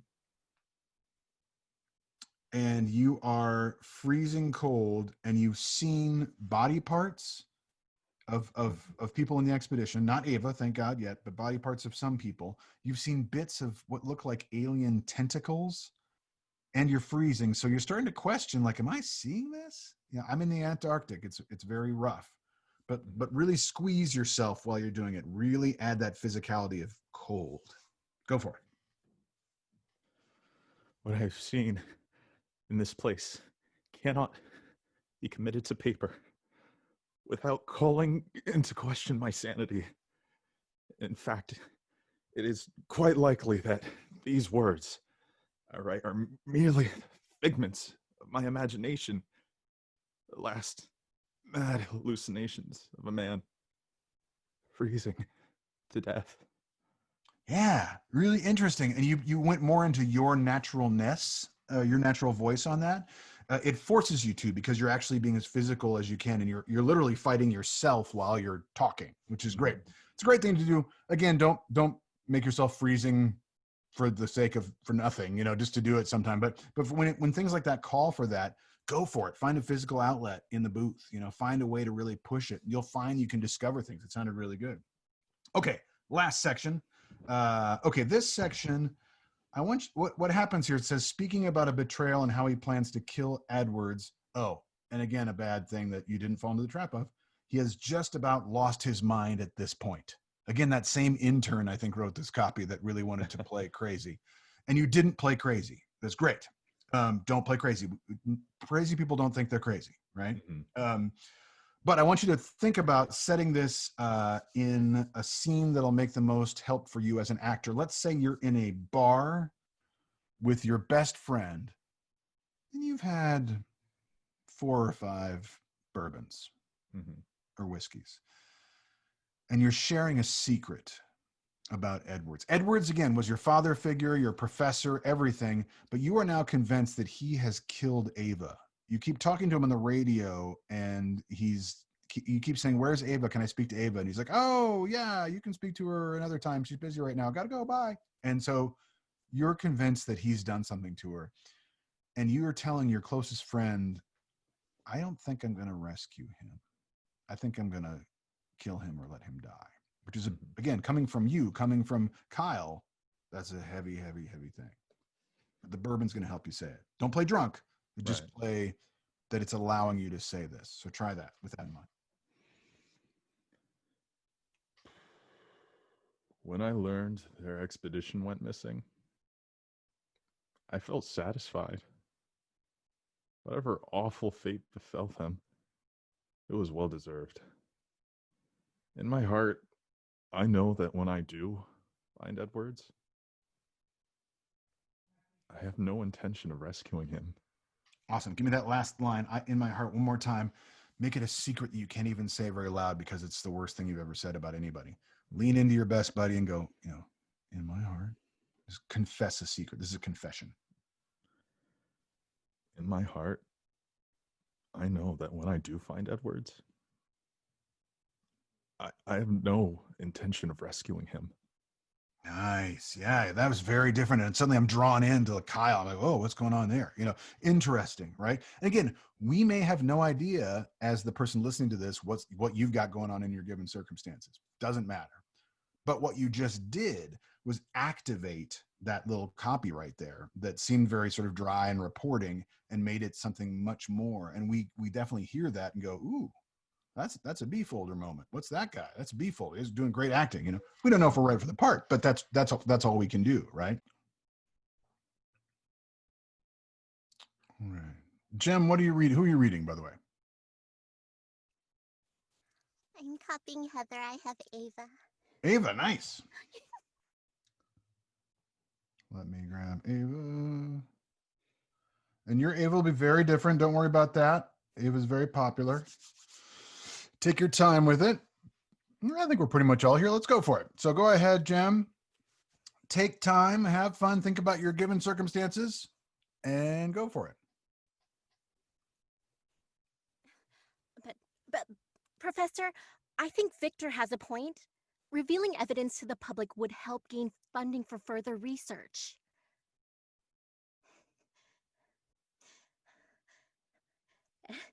Edwards tried to kill me. I escaped, but that monstrosity's, it's still out there. I can hear it. I can hear all of the...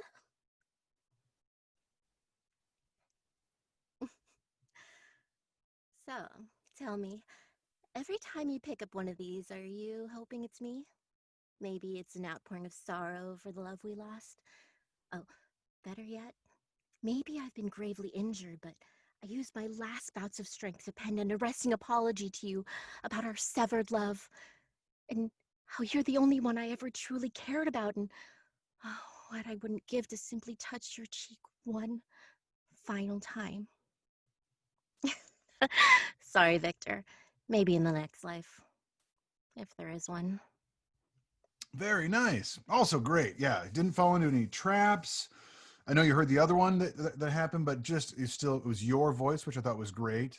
And again, I can't tell you. I wish if you have a chance to ever do any casting work, helping someone or going through it, definitely do it. As actors, it's invaluable because I can't tell you how many auditions I got of Ava that were not like either of your versions. They were much more Professor, and then Edward's trying to kill me.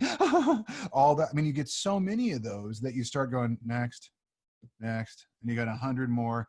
And then to get one like what you just did, Jem, you suddenly stop and go, ooh, that's a person. I want to hear what this person has to say. So in doing this, please be confident that you are being heard. It's very important that you know that, and to keep going and don't fall into the trap. I know, again, I'm a working actor too. I know how it goes, where you don't get anything for a while. You don't get any calls or books or holds. And so you start going, I need to change it up. I need to fix it because I'm not doing something right. Resist that.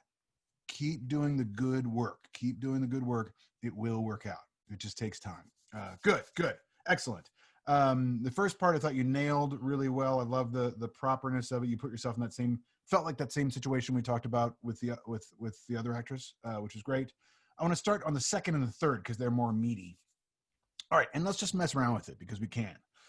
Okay, same situation. You've been out in the Antarctic. You're there with Edwards, your father figure, your mentor, and things are happening in camp. People are disappearing. Body parts are being found. Aliens are being sighted. Just like I think of in my head, because we never really see them. I see them as like those quick little of like the Alien movie when it like flies by, like things like that keep kind of moving around. You can hear them scuttling in the corridors, but you can't ever see them. And then Edwards starts to change himself physically. He changes a little bit. He seems more alien-like, and then he attacks you with a knife, and you've got to run away from camp. Let's say you've run into this cave, and you have some way of communicating with Victor, a headset or a microphone or some way of contacting Victor. I know it doesn't make sense, but let's just say you do. And you're there, but you're in this cave, and you have to be very quiet. And you can't let the emotion of what's happening take over from what you need to get out of this scene, which is you need to let Victor know, one, Edwards, our father figure, is trying to kill me, and two, come help me. I need help. There are people everywhere trying to kill me. There are monsters everywhere. Let's do that middle section. Victor, please. Edward's trying to kill me. I escaped with that monstrosity. It's still out there.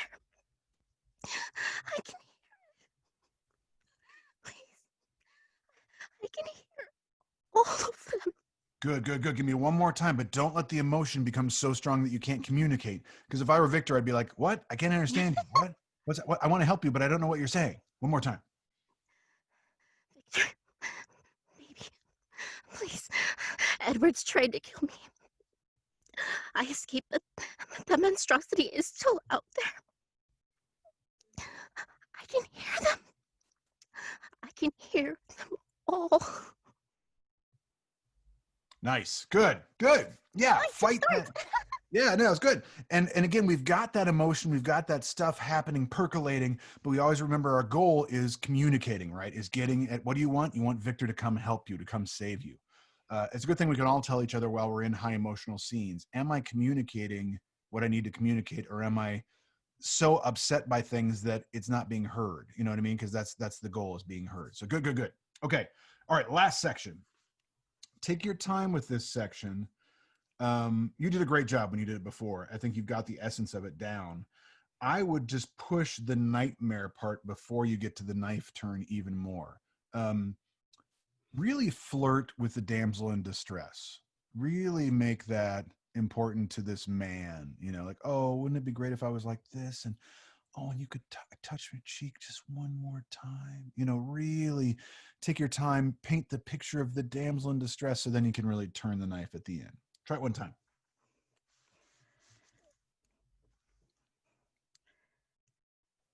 Tell me, every time you pick up one of these, are you hoping it's me? Maybe it's an outpouring of sorrow over the love we lost? Better yet, maybe I'm gravely injured, but I use these last bouts of strength to pen an arresting apology to you about our severed love. And how you're the only one who ever truly cared about. And what I wouldn't give to to simply touch your cheek one final time. Sorry, Victor. Maybe in the next life, if there is one. Yeah, nice turn. Good turn. Yeah, the more we make that first part even more, and you can go many ways with it. You can go damsel in distress. You can go sexual flirtation. You can make that like try to get him hot and then turn it. You can do any of those things. Then it'll all work out really well. As long as we're messing with his mind. It's all about the nightmare you're creating with him. Side note, which is a fun side note, in this game, we find out at the end of the game that Ava actually has been dead for years. This is all a figment of Victor's imagination. He accidentally killed Ava years before. And so he's on a complete breakdown. And when he's calling Edwards to say, hey, is Ava there? Edwards is like, Ava's been dead for years, but he doesn't want to say that. So he's like, well, she's not here right now. We'll find out. And that's why he's doing that, because Ava doesn't exist anymore. And he keeps seeing her. And so it's really hard. But again, as actors, we can't play madness like that. We can just play it for what it is, straight up, which is what you're doing. It's great. Okay. Xanthi. Am I saying that right, Xanthi? Yes. Great. Who are you reading for us? I'm reading for Ignatius. Oh, nice. So I'm gonna play him more Joan of Arc. Yeah, love it. All right. Okay. Take your time, have fun, and go for it. Thou hast strange clothing, sire. Prithee, from whence have you journeyed to our humble kingdom? Sons of Fargarthia, bestow yourselves with speed. Our enemies await. We will storm their castle on the wings of courage. What sorcery is this? The pain. Somebody give me a fucking gun! Nice. It's always a fun line. And if you do it right, it always makes me laugh, which you did. That was great. Excellent job. Yeah, it was great. I heard you, which is great. It makes the role makes sense to me the way you did it. I don't feel it's out of bounds in any way. I think it's great. Let's just build up the differences even more. Let's go further with the choices. You've made good choices that are, let's say your choice strength was a level 3 or 4. Let's go to a level 8 or 9 choice strength. Okay. What I mean by that is in the beginning, let me ask you, what are you thinking is the scene here? Is it the one we said before with the player coming in, or where do you kind of imagine you are in this first moment? I know I'm putting you on the spot. Yeah, I guess I'd imagine that it was more that we had stumbled across him. Oh, yeah. This person, which is why it's kind of like, oh, it's like I don't know, like a gypsy or something. Yeah. I like that. That works perfectly well. Make more of that welcoming. You're stumbling across him, you don't want him to think you're a threat. You're not a threat, right? Yes, he has strange clothing. It's almost like you're going, where are you from? Because I've never seen any clothes like you have here, and I would like to go to that place. Where are you from? But inside, you might have an ulterior motive. And again, I'm making this stuff up. You might be like, I got to tell my guards to capture him because he might be a threat. I don't know. But I don't want to tip him off that I think he's a threat. So I'm going to be overwhelmingly welcoming, right? So he doesn't get scared by it. Let's try that. Let's try it. Again, I'm just pumping up the given circumstances, making it bigger, stronger. Okay, first line. Thou hast strange clothing, sire. Prithee, from whence have you journeyed to our humble kingdom? Yeah. And inside you could be going, guards, get ready. Which is great. I got that, which is awesome. Good. Okay, next section. I want to hear your lungs. I want to hear some yelling here. So turn your mic volume down and your headphone volume so don't blow yourself out if you're listening on cans. And I want you to imagine that the sons of Fargarthia you're talking about, let's put yourself on a battlefield, but they are 100 yards away over in a field. And they're turning around and they're running away. And you've got to stop them from running away and call them back to fight. So you've really got to get that vocal projection out there and really got to sell your cause of this fight. So we'll all turn our volume down. You just go for it. Sons of Fargarthia, bestow yourselves with speed. Our enemies await. We will storm their castle on the wings of courage. Love that. Love that. Let's just hit some operative words so we make sure we sell these moments. Bestow yourselves with what? With speed, meaning hurry, right? Our enemies await. We will storm their castle. Underline, think of underlining storm, castle, and underline courage. So underline speed, storm, castle, and courage, and do it one more time. Sons of Fargarthia, bestow yourselves with speed. Our enemies await. We will storm their castle on the wings of courage. Yeah. Speed, especially I heard that speed had so much more energy and push to it, and it gets it out there to the people. Again, what's our goal? Our goal is to get our soldiers to come with us, and that will call them back, get their attention, and you can bring them in. Really nice job. Great. And so different from the first line, which is what we want. That's great. All right, give me the pain one more time, and I want you to first be surprised. Let the sorcery of this be like, oh, what just happened? And then the pain hits, and really have a moment of pain before you get to the fucking gun.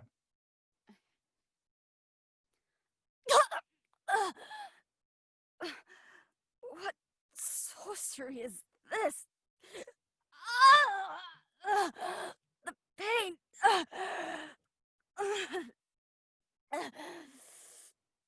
Somebody give me a fucking gun! Yeah, that's great. It works. It totally works.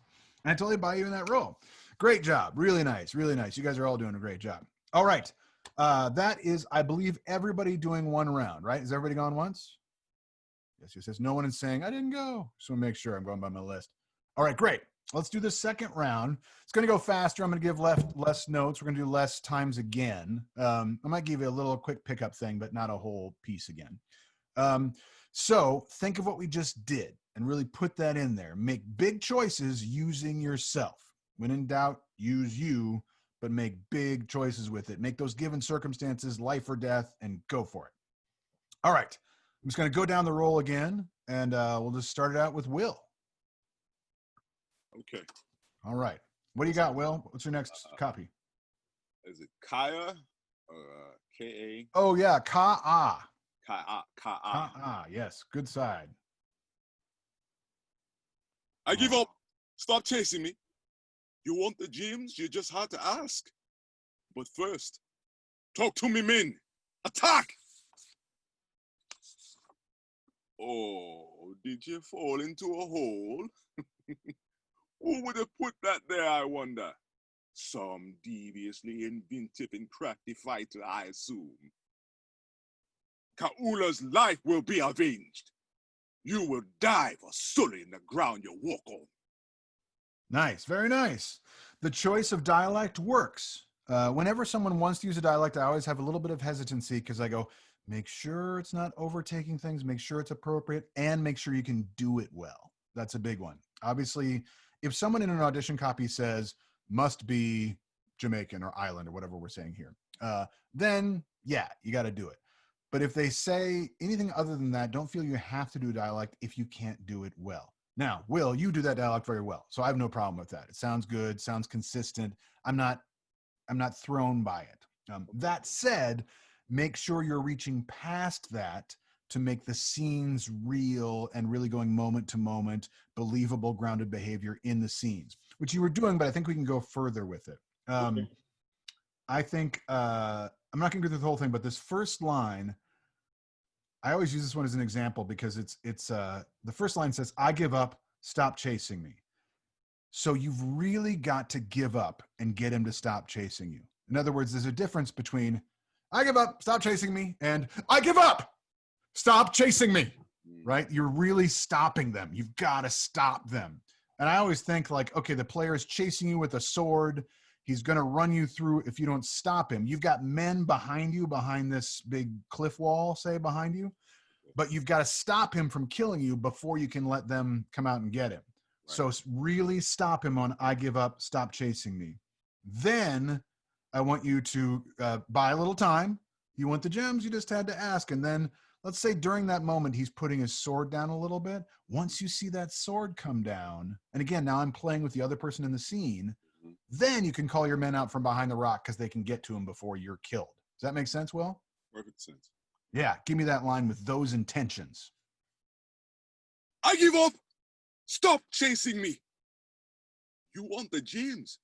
You just had to ask. But first, talk to me, men.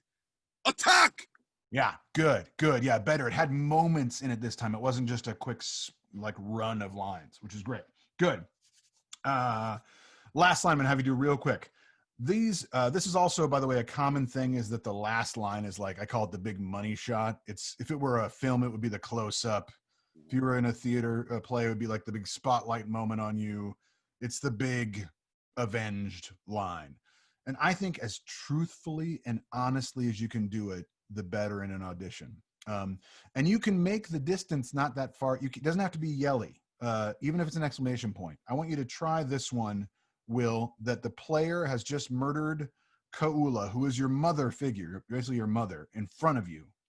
And he's stepped toward you now, and you're about 5 feet apart. And I want you to give him that line. Kaula's life will be avenged.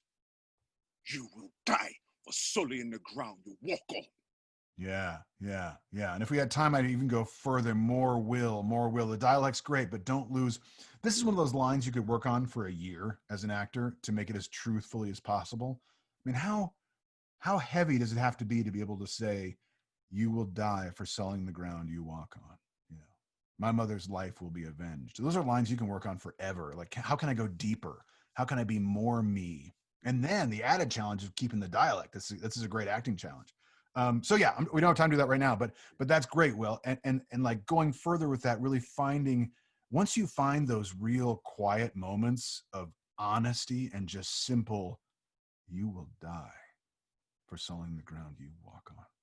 If you get a moment like that in there, that really differentiates from the other stuff you did with, you want the gems, right? So those things are great moments. Good. Excellent. Thank you. Great side for you too.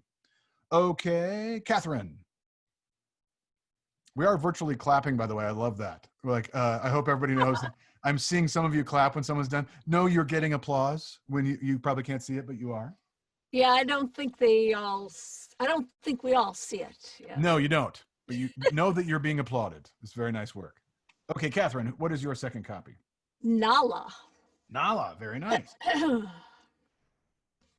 let me bring that up real quick. All right, Nala, when you are ready.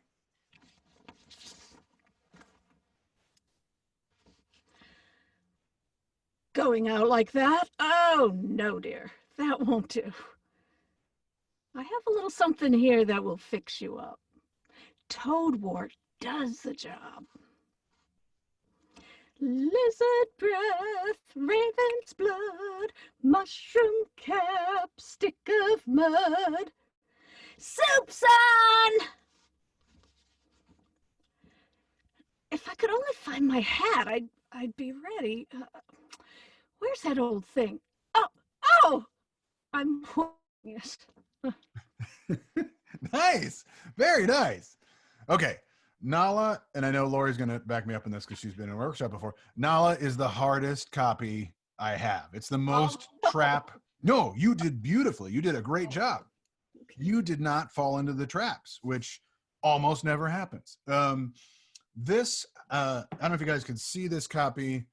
I'll put like that. So look at that picture. I mean, that is so animation, so Disney. Oops, let's go to the other. The lines are so stepmother Disney. I mean, it just this copy screams Disney stepmother, and we don't want that. It doesn't say anywhere in the breakdown want Disney stepmother, want that sort of feel to it, but the lines are so that way that I'd say 98% of the auditions I got were going out like that. Oh no, that won't do. I have a little something to fix you up. Toadwort does the job. Like those total Disney moments. Because everybody saw that and went, Disney. And if it doesn't say Disney, don't do Disney, especially not a video game audition like this. And you didn't. You didn't fall into that trap. Great job. You kept it you. And right away I went, oh, thank God. Because, it's like I'm going to hear the real audition and a real person. So that was great. Now, the reason I love this. What?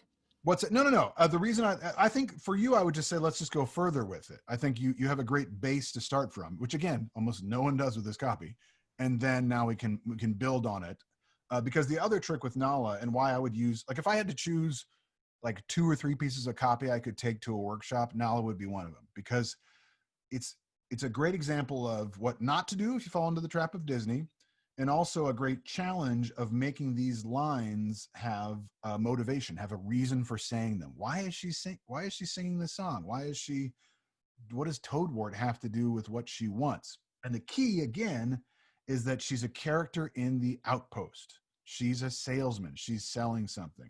Mm-hmm. She's a witch doctor. She's a healer. So how do you sell yourself as a healer?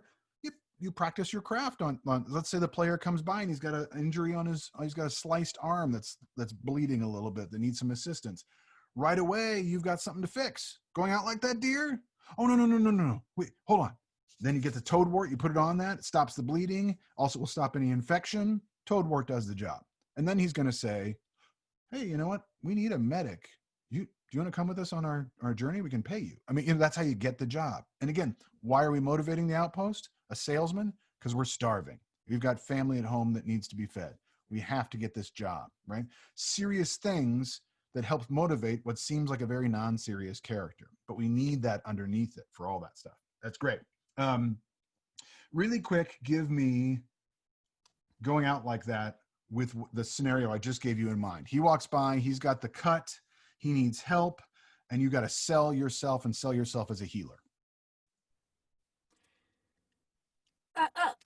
Going out like that? Oh no, dear. That won't do. I have a little something that'll fix you up. Toadwort, this does the job. Yeah, right. Because suddenly we're like, oh, she's doing something. She's going for something. She's not just saying words to be silly or jokey, which is great. Awesome. I'll have you do one more thing because it's fun. Skip the song in the middle. You did a great job with that. The last one. So he says to you, okay, if you can leave right now, let's go. I need a healer and I need you right now. And you're like, great. Oh shit, I need my hat. And have an honest freak out moment about your hat until you realize that you're wearing it. Go for it. Okay. Great. If I could only find my hat, I'd be ready. Oh, where is that old thing? Oh, I'm wearing it. Yeah, exactly. The character comes out of the line. You aren't making a joke. You're literally like, okay, I'm ready to go. This is great. I need a gig. Oh, shit, where's my hat? Oh my God, my hat. I don't have I'm wearing it. Well, and then you're off, and it gives us so much character without trying to be charactery, which is great because you're going for something. Again, you're activating yourself. Excellent job. Good. Thank you. All right. Yeah. Mark. What do you got? This is Chandler. Oh, great. So, let me try that one second.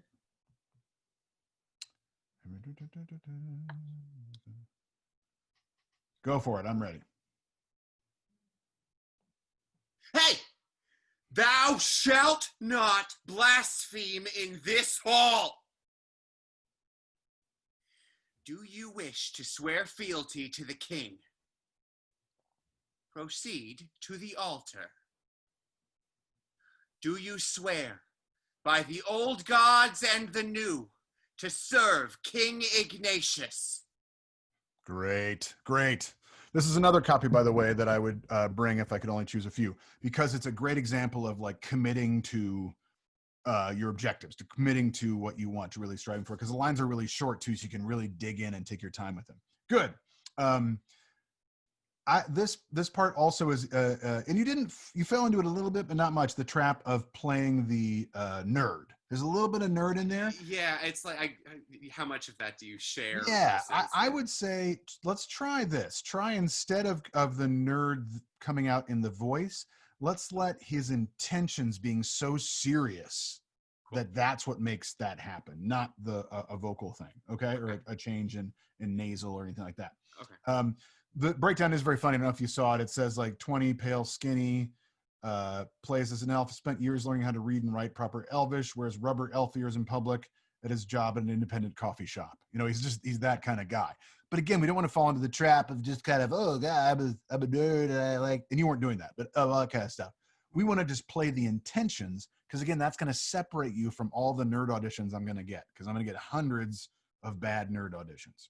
Again, they pick a state of being and play that. We're going to go beyond that. So for you, let's make this life or death, right? You are at the, this is also the same group of LARPers with Ignatius. So you're at the YMCA. You think you're in the 12th century. You are armed with bow and arrow.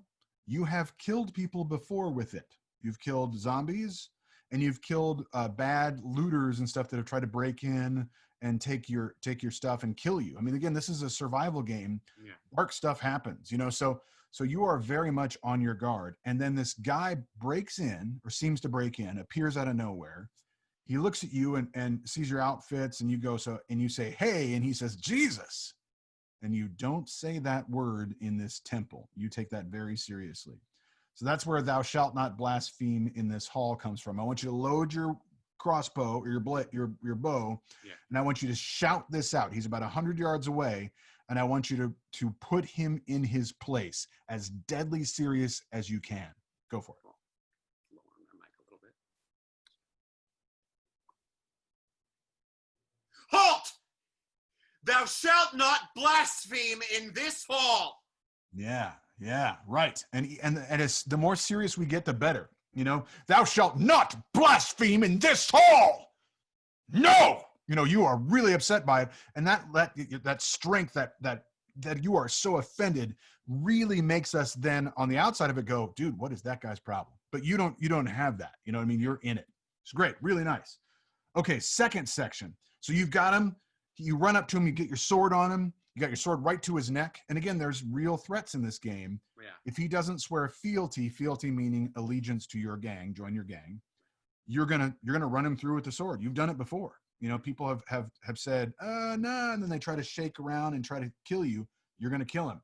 So I want you to have that knife on his throat. Yeah. Ask the question. See the response. He nods. Okay, proceed to the altar. Deadly serious. Do you wish to swear fealty to the king? Proceed to the altar. Nice, yeah. And see there, and tell me what you folks think.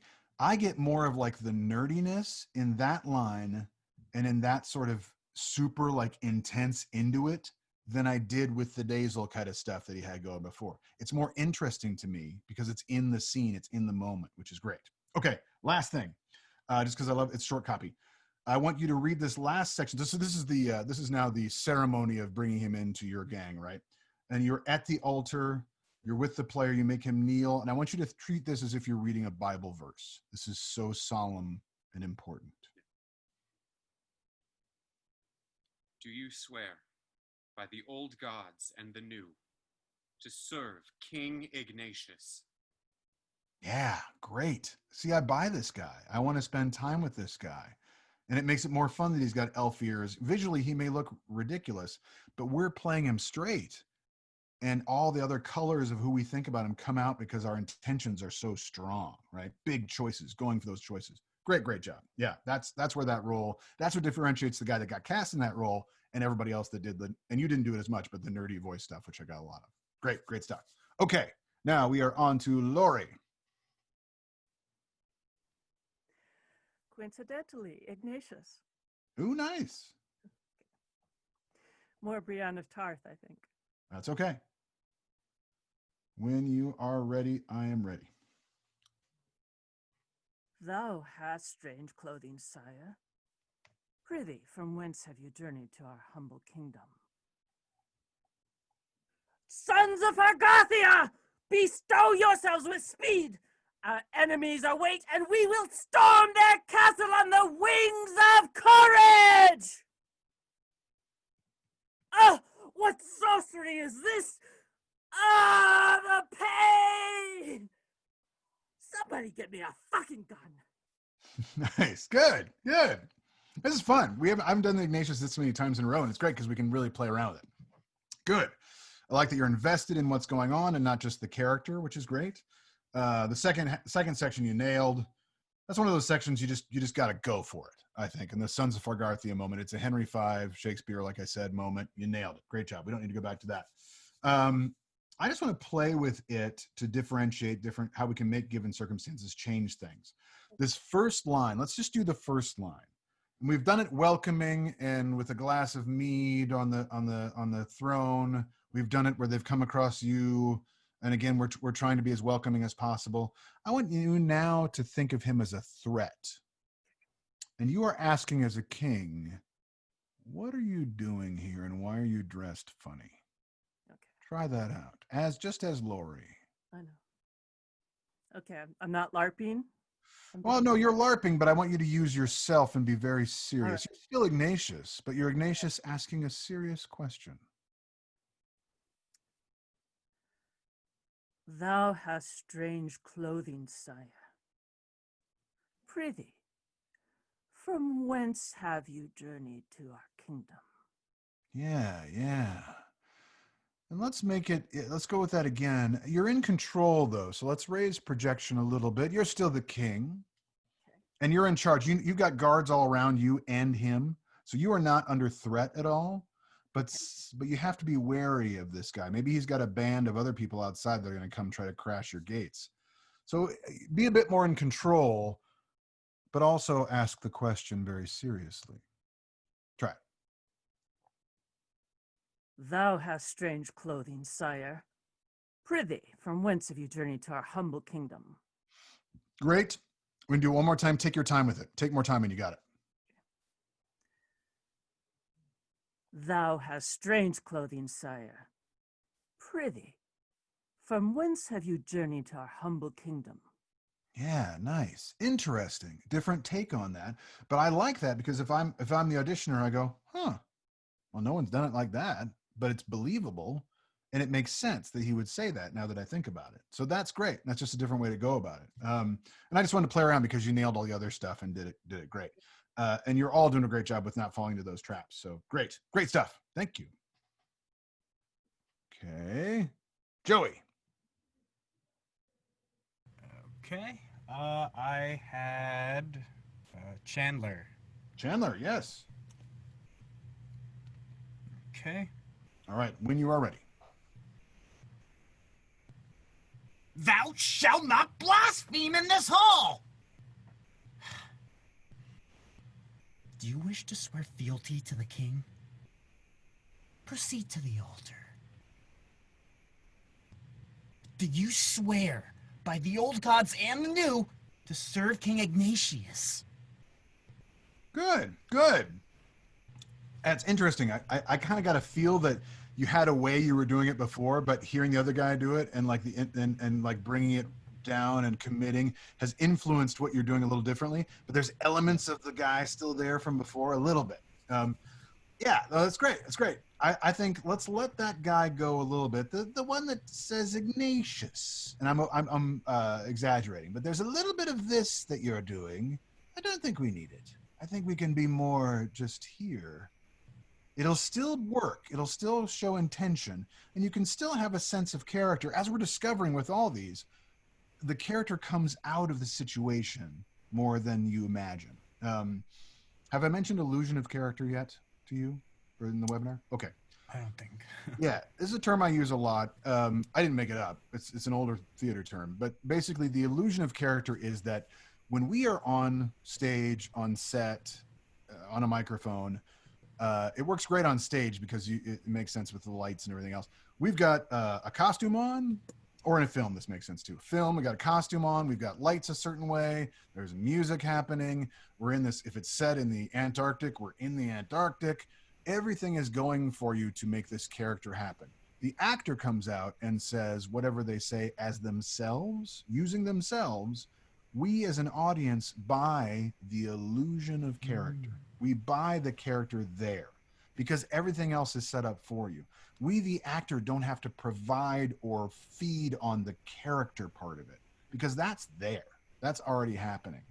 You know, if you, in the video game world, if your video game character comes out and it's, in this case, this elfin dude with ears and a sword and he's kind of gangly and he's walking like this, you don't have to do as much. It's there.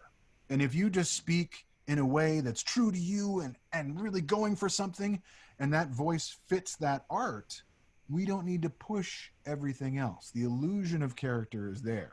That's how that all works out. So keep that in mind when you're doing stuff. It doesn't mean we don't add flavor or a dialect or add texture to a voice if we feel we need to.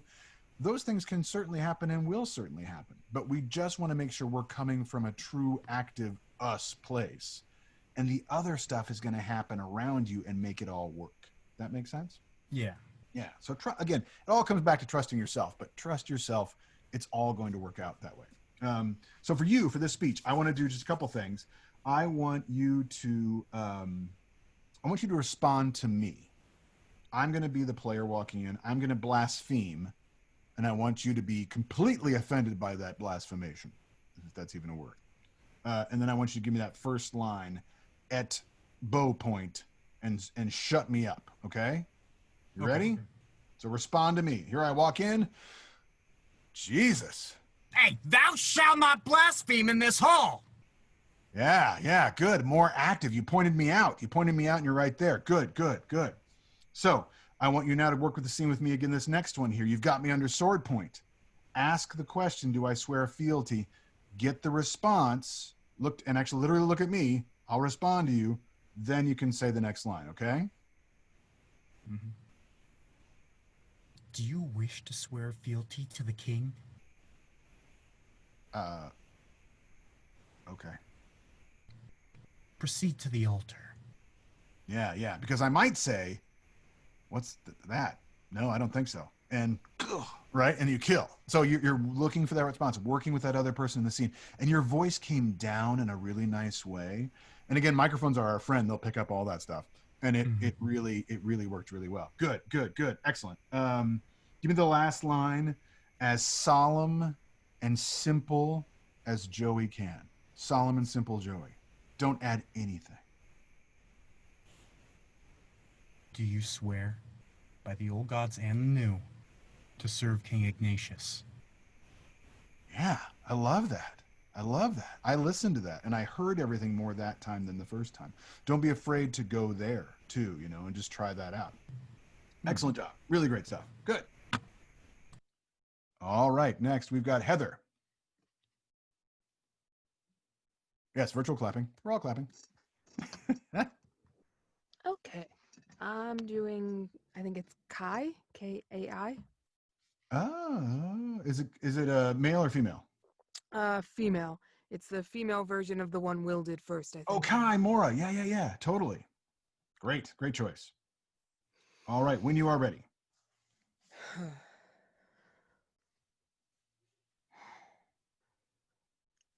You're telling me this Sombro is the man who killed my father?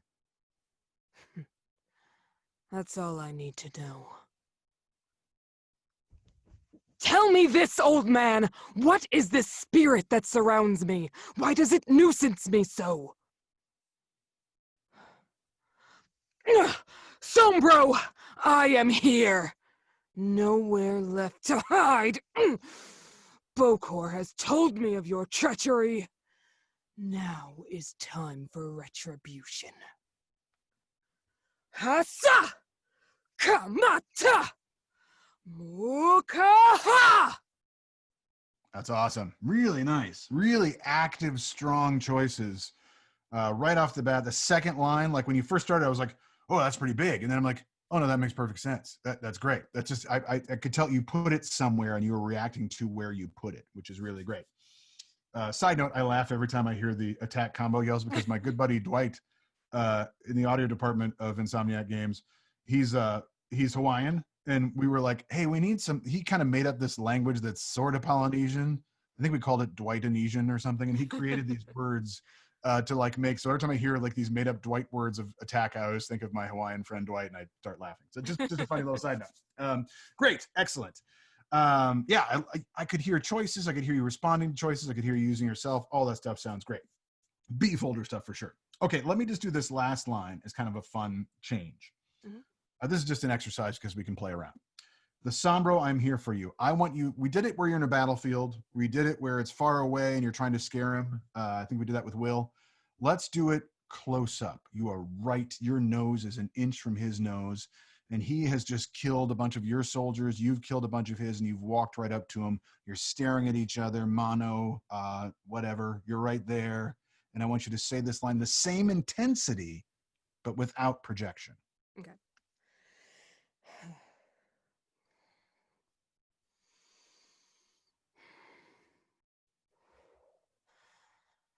Sombro, I am here for you. Nowhere left to hide. Bokor has told me of your treachery. Now is time for retribution. Yeah. Don't chew it too much. Don't get that jaw too involved. Give me just that first line, Sombro, I am here for you. Just that. Sombro, I am here for you. Yeah. And sometimes the toughest stuff we say is so simple that it scares the shit out of the other person in the scene, right? Your intention here is to scare him. So it's like if you were like, blah, blah, blah, that'd be one thing. But just to sit in front of him and say, Sombro, I am here for you. I mean, that's just like, I'm going to kill you and there's nothing you can do about it. Great stuff. And again, you can use either one of those in the audition. It could be big projection 100 feet away, could be real close. It depends on what gets you going, that excites you and activates you as an actor. That's the best thing to do. Great. Awesome job. All right, Crystal. You're still muted. Oh, there you are. Multiple mutes happening. I understand. Just in case. Okay, I had the gallery manager for my gallery manager. Very nice. Hang on one second. I'll have to go on a different thing for that, but I will get that. Sure. Go for it when you are ready. I will find it.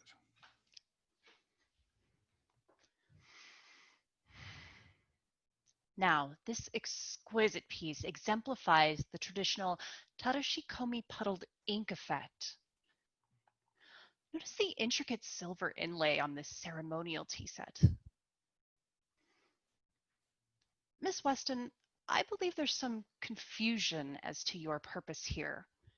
You're here to promote an auction, not spread gossip.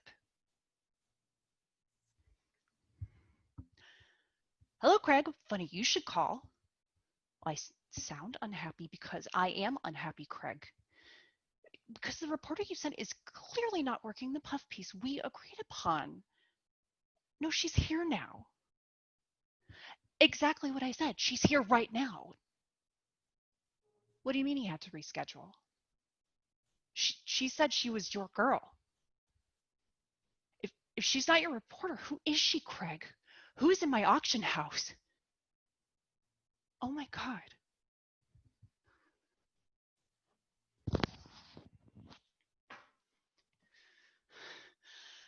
I swear I don't know. I don't know what you're talking about.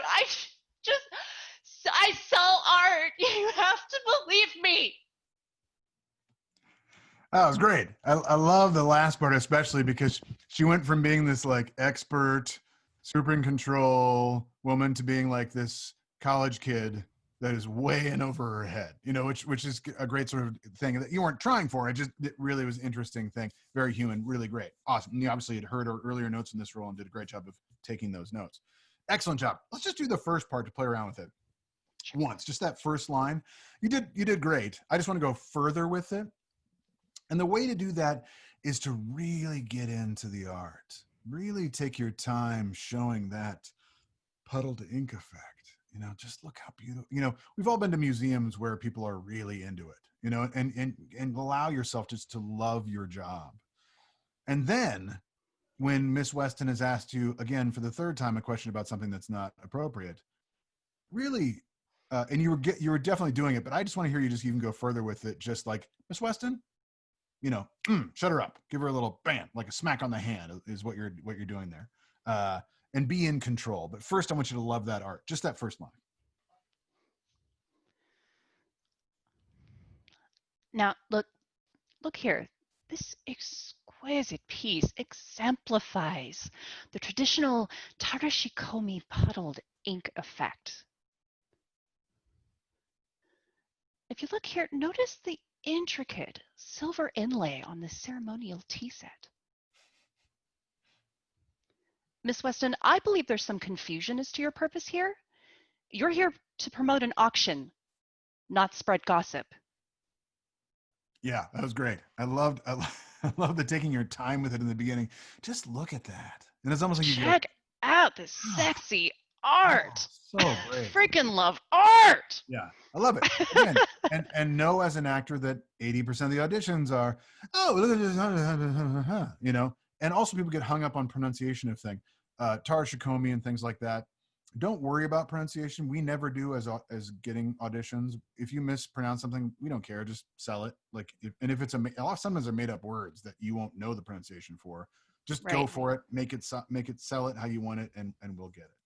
Cool. That was great. I love that. Yeah, Thanks. Even more fun character came out there. Crystal. Wait, that was me. Oh, that was you. We are on to Kyle. Yay. Hello. Hello, Kyle. All What you right. got? I have Vindu. Vindu, very nice. Yes. Let me grab that real quick.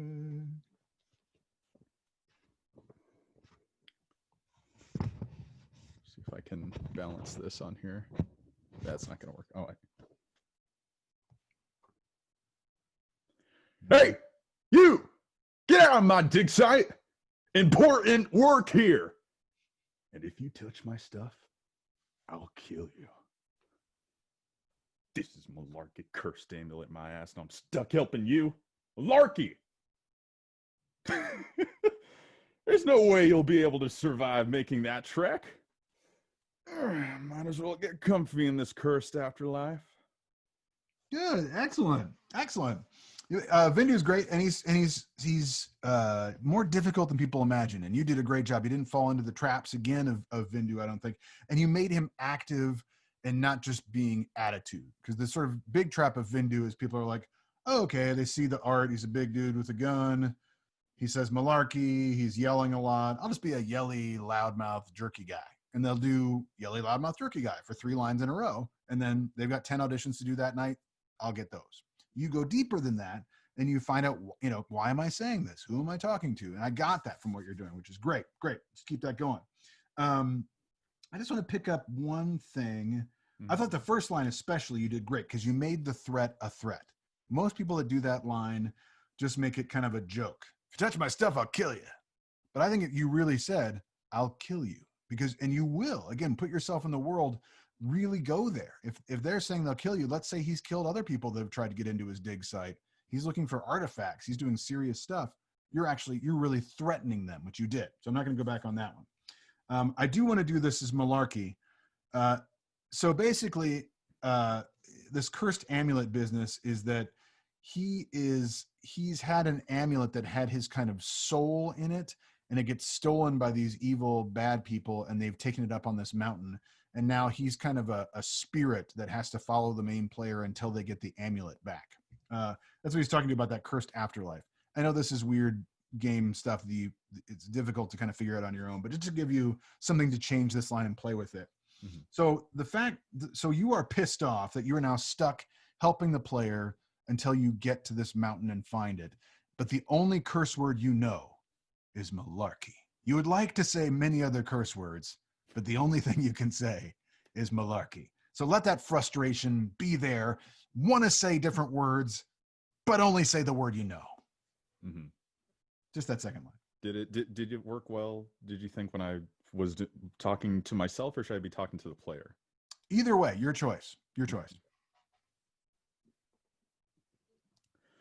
This is malarkey. Cursed amulet in my ass, and I'm stuck helping you. Malarkey. Yeah, take your time with that last bit, especially the second malarkey. You want to say something else, but it's the only thing you got. Especially if you ever see repeated words like that, you can have fun that way. So take your time a little bit more. One more time. Slow it down. Okay. This is malarkey. Cursed amulet in my ass, and I'm stuck helping with you. Malarkey. That's good. It works. We get it. And it goes to character, which I like. It's not just a joke for joke's sake. It's great. Excellent job. Really good job of not falling into the traps of Vindu. Good. Thank you. Jem, you are up. Oh, yes, virtual clapping. Lots of virtual clapping. Yes, I'm muted. I was going to do kaula. Kaula, great. Yeah, I was hoping someone would do kaula. Okay. Bring that up. When you are ready.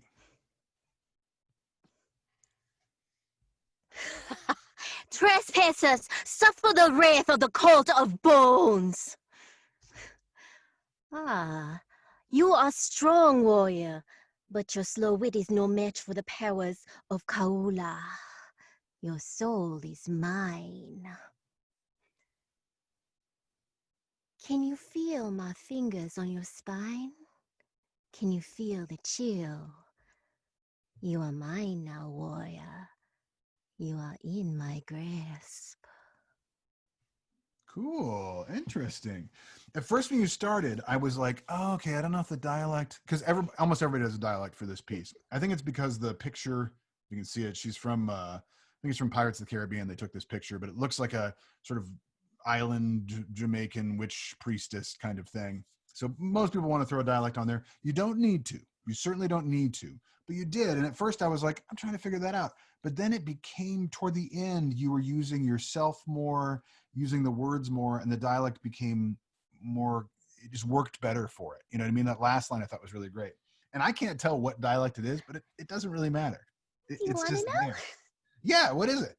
It's a mix of Cajun, French, and Vietnamese. Whoa, that is so cool. Something that I did randomly trying to work on another accent, and it came out. I was like, I really like this.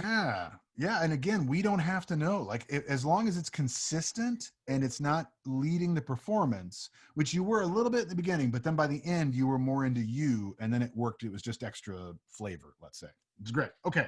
So I want to go back, and I want to do that trespasser line, because that was the one that I felt was the most general of the ones. They got specific as you went along. You want to get specific. Let's set the scene of this line. You are at the top of a cliff with all your men behind you, the cult of bones. Down below, at the bottom of the cliff, is the player and his small army of people. You've never lost a battle. And this is what you're going to shout this line before your army marches down the cliff and attacks and decimates them. And you know you're going to win. You never lose a battle. You are a fearsome, fearsome force. So I want you to, your action is to scare the shit out of the player right before you run down and destroy them. Okay? And do it as big, loud as you want. Turn that down a little bit. Mm-hmm. Trespassers, suffer the wrath of the cult of bones. Excellent. One more time. I know it's vocally stressful. I don't have too much. Slow it down a little bit so they hear everything. Trespassers, suffer the wrath. Use those words of who? Who are you? Because when you say cult of bones, you know your reputation. They're going to go, oh shit, it's the cult of bones. We're fucked. I'm sorry, my language, but you know what I mean? It's like, that's how everybody is. So give it to me one more time. Trespassers, suffer the wrath of the cult of bones. Yeah. See, the dialect was there that time, but you were leading with the intention, not the dialect. And it makes all the difference. Really, really good. Excellent. Excellent. Give me the last line because we got a little bit of time. Give me the last line. Okay, let's say, I'm going to give you a situation. You've got the player bound to a post in the middle of your room. You've already captured him. Battle's over. You've won. And you're circling him and just whispering in his ear this whole thing. Can you feel my fingers on your spine? And I want you just to whisper in his ear with this line.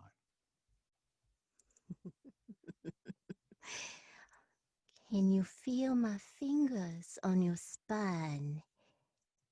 Can you feel the chill? You are mine now, warrior. You are in my grasp. Yeah, that's such a freaky dialect. I'm like, I don't know what dialect that is, but it's interesting because, again, you're not leading with a dialect. It's just there. Excellent. Great. And that, again, back to our talk about auditions, take those different sections entirely differently. That's so different from your first Trespassers that you did there, that loud Trespassers. So that's great. Really, it really works. Great job. Really good. Okay, Zenthi, what do you got? I'm doing Chimera. Chimera, nice. All right, when you are ready. You are telling me that this Sombro is the man who killed my father. This is all I need to know. Tell me this, old man. What is this spirit that surrounds me? Why does it nuisance me so?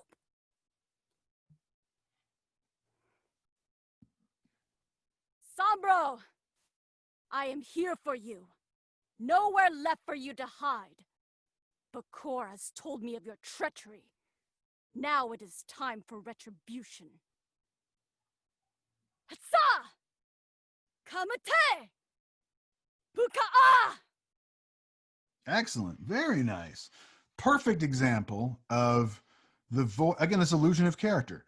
Like looking at you, Xanthi, I'd be like, oh, okay, small, and this is a big, tough fighting girl. Let's see how this works. It works perfectly. The illusion of character. You were yourself, and your voice was didn't seem like it was altered in a way to make you not you.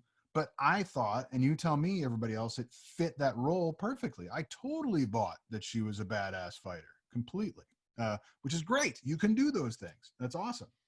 We can all do those things. We don't have to try to force different things to make it happen. That was great. Really good.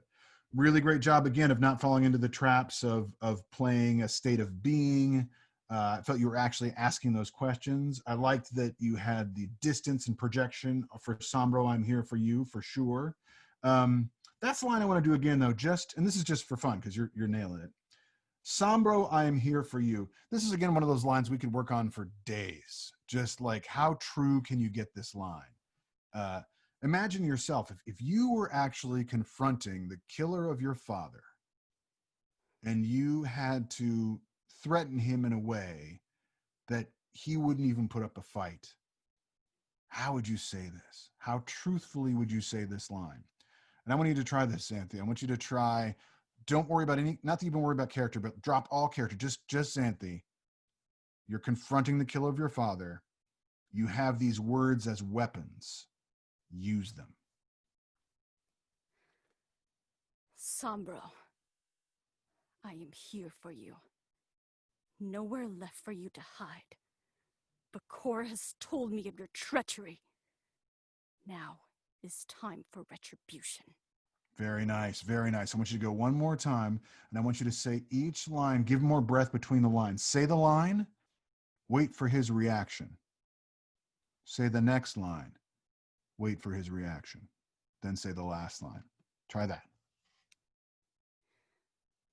Sombro, I am here for you. Nowhere left for you to hide. Bakor has told me of your treachery. Now it is time for retribution. Yeah, that was great, great. And giving that breath in there makes us really listen harder to those moments. And again, use that other person in the scene. What's that other person doing? And again, how are they responding? Are they going, or are they going, what are they doing? That's going to influence what you do. Excellent, excellent job. Great job, everybody. Awesome. Everybody has gone twice. Yes? Yes? Raise your hand if you have not gone, or if I missed something, or speak up. Good. Excellent job. Excellent job. The rest of the time, I just want to do, we got about 12 minutes, just some Q&A. If you have any questions about anything we've talked about, anything about do's and don'ts in the studio or in the audition process or my casting experience, anything like that, feel free to fire away. Yes, I saw a hand raised that looks like Kyle, I believe. Yeah, I was just wondering, we are all very clearly trying to get into voiceover, but how do you get into casting for voiceover? Yeah, tricky. I agree. It's not the easiest realm. I think that oftentimes it's a lot of networking, people and casting agents. Obviously, you can if you have an agent, maybe you talk to your agent about like, hey, who do you like as casting? I'd love to just kind of learn or help out, or even sometimes it's a killer day job to help out a casting office. Or there might be something like the Help Network. Maybe they'll have they've got Jen Losey's great if you know Jen at Help Network. She does a lot of casting. Maybe you can say, hey, Jen, I'm really interested in casting, just learning more about it. If you've got if you got a project you're stuck on and you need someone to help out, I'd love to work on that or help you out if I could. Stuff like that. Getting in the door that way is a great way to do it. And Help Network actually is a great place for that as well. You said her name was Jen. Jen Losi, Losi. Yeah, or just contact the Help Network and ask them. Yes, I'm gonna guess names. Mark, I believe. Yes. So I know you have those made up Dwight lines, but on a side like that, getting those like video game soldiers and the nondescript battle cries, how much variety is expected there? Yeah, it's a great question. I think if you are doing a battle cry or a bark or whatever, when I'm talking about the like get down or attack the Titan or any of those things, they're gonna, yeah, a lot of those. You're basically, in my opinion, you're gonna say that the same way, because when we are using our voice loudly as possible to point out something during a battle where guns are going off, explosions and all that stuff, we're going to hit a resonance that's just our loudest resonance, and it's not going to vary a whole lot. That's my personal opinion. I laugh when I see a lot of things of like, give me 12 different, yells of get down. It's like not easy to do. Now, if it's exert sounds, like getting punched, punching, throwing someone, kicking someone, jumping over something, being on fire, those can be varied, I think, for sure. For getting punched, just think of different areas you're getting punched. Because if you're getting punched in the nose, it's different than getting hit in the shoulder. There's a different sound there. So locate them specifically, and that'll help out. Yeah. Yes, that I believe is Crystal. I could be wrong. Yes, good. Yes.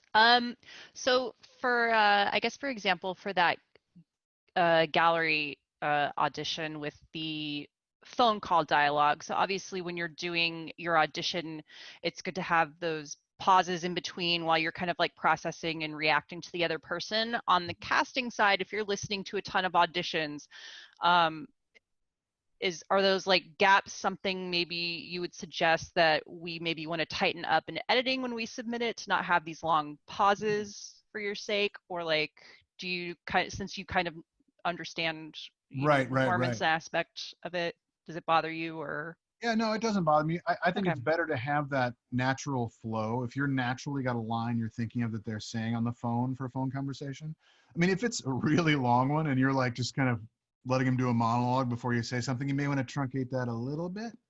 But I would hate to have you truncate it so much that it loses the feel of the conversation. You want to sell you, right? So keep that conversation as conversational as possible. And we don't care. And again, if you're filling that space with listening, it's going to work. It works. We're into it.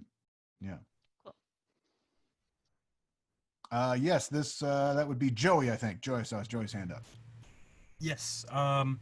So for when going for the more realistic read compared to like an animated one, is it more reading the room or type of project, or how do you usually look at that moving forward? Yeah, the strange truth, and I get this from talking to people that cast at Disney and cast animation and cast commercials, everybody is saying grounded, real, from yourself reads. So the honest answer is you shouldn't do anything differently. It's basically the same. However, characters may be a bit bigger than life in the animation world. We know that. That doesn't mean that you lose yourself. It just means that you're making the choices bigger and bolder. In other words, if someone's kind of upset in a video game, in animation they're really upset. But it's still me being upset. It's still truthful, honest behavior. It's just a bigger choice. Does that make sense? Yeah. That's where I would think the difference would land. And art can help you with that a little bit. If you see the art of the character, knowing if it's a Pixar audition, we know what Pixar is like. We can kind of judge that a little bit. If it's Hanna-Barbera, we can go with what that might be. If it's big fantasy video game, all these things are different styles, but they still are gonna. It's weird to say, and you got to trust it. Using yourself, being you, is going to get you further, because they do have way too many over-the-top, crazy, silly voices. And I know talking to Jen at Disney, it's like they don't want that. They want truthful stuff. Yeah. So less differences than you think. Yes, Catherine, I believe. Catherine. Yeah, my question is union or non-union? I keep hearing I need to be union. Okay. It's a great question. And how do I get in the union? Yeah. That's the second. Yeah, that's the second half of the story. Yeah. I personally feel that, especially right now, there's more non-union work than ever right now. I'll talk specifically to video games because I know that best. I'm not going to talk to other stuff. Right. But for video games, there's more non-union work than ever right now. The strike did not do the union any favors for video game work. So they lost a lot of work that they haven't gotten back yet. There's a lot of non-union work, much more than union. It pays pretty well. Union work is great. I'm a union actor. It's great to get it. Fewer gigs, and the pool of people they use is a bit more concrete. In other words, if I'm casting a video game, you might hear people say like, "Oh, that's a great Dave Mitchell part. Oh, there's a good Fred Tatasciore part. That's a good Yuri Lowenthal part. Laura Bailey for this." You know, you're competing against those people who are known quantities, and a lot of them will work for less money if they're not busy. So, you know, it's like, why not use those people? You know, that kind of thing. So you have that pool that you have to deal with. However, the pay is better. You're getting protected by the union. You get, it's not a residual per se, but in video games, you get a buyout. We're going to get some money on the back end of a video game if it does well. So there's more cash that way.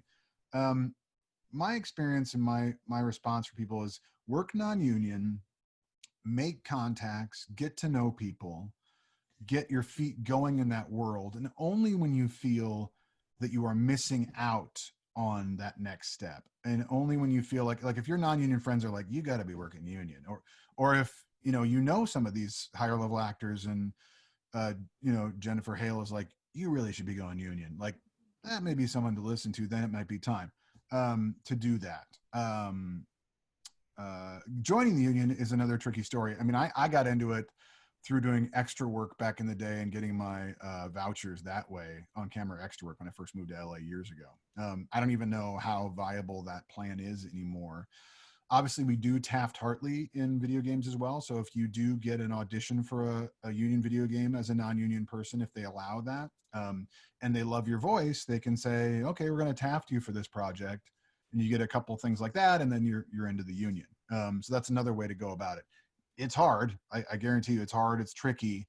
But I personally, especially right now, would not rush to union work if you don't have to, because I think there's more opportunities for non-union right now. That's that answer. So it's a matter of looking for the production houses that are doing the non-union. Yeah, exactly. Getting to know those casting people. I've recently started casting non-union games. I didn't do it for a long time because Insomniac was a union signatory when I was working there for so long.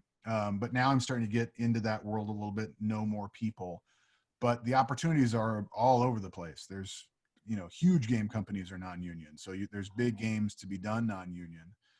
That again can open the door. Maybe you get in on a game that's a pretty big, got a big profile director on it, that's non-union, and then that person says, hey, I really loved you in this game. Why don't you audition on this game? Oh, it's union, I'm non-union. Oh, well, maybe let me talk to someone and see if we can get you in. And we kind of want to use you anyway. And then that can step into union stuff as well. Overall, I just wouldn't rush it is the big thing. Wouldn't rush it. Yes. I'm going to say Kyle. If someone else had a hand up, I'll get to you. But go ahead, Kyle. So would you say that it's best to be FICOR then? Or is that too wishy-washy? It's not too wishy-washy. FICOR is do you guys know what FICOR is? It's this odd loophole that allows you to be a union actor and work non-union games. So you technically can do both. You lose your voting status in unions. You're not allowed to go to meetings. Not stuff a lot of people really care about, to be honest, but you aren't a full union member.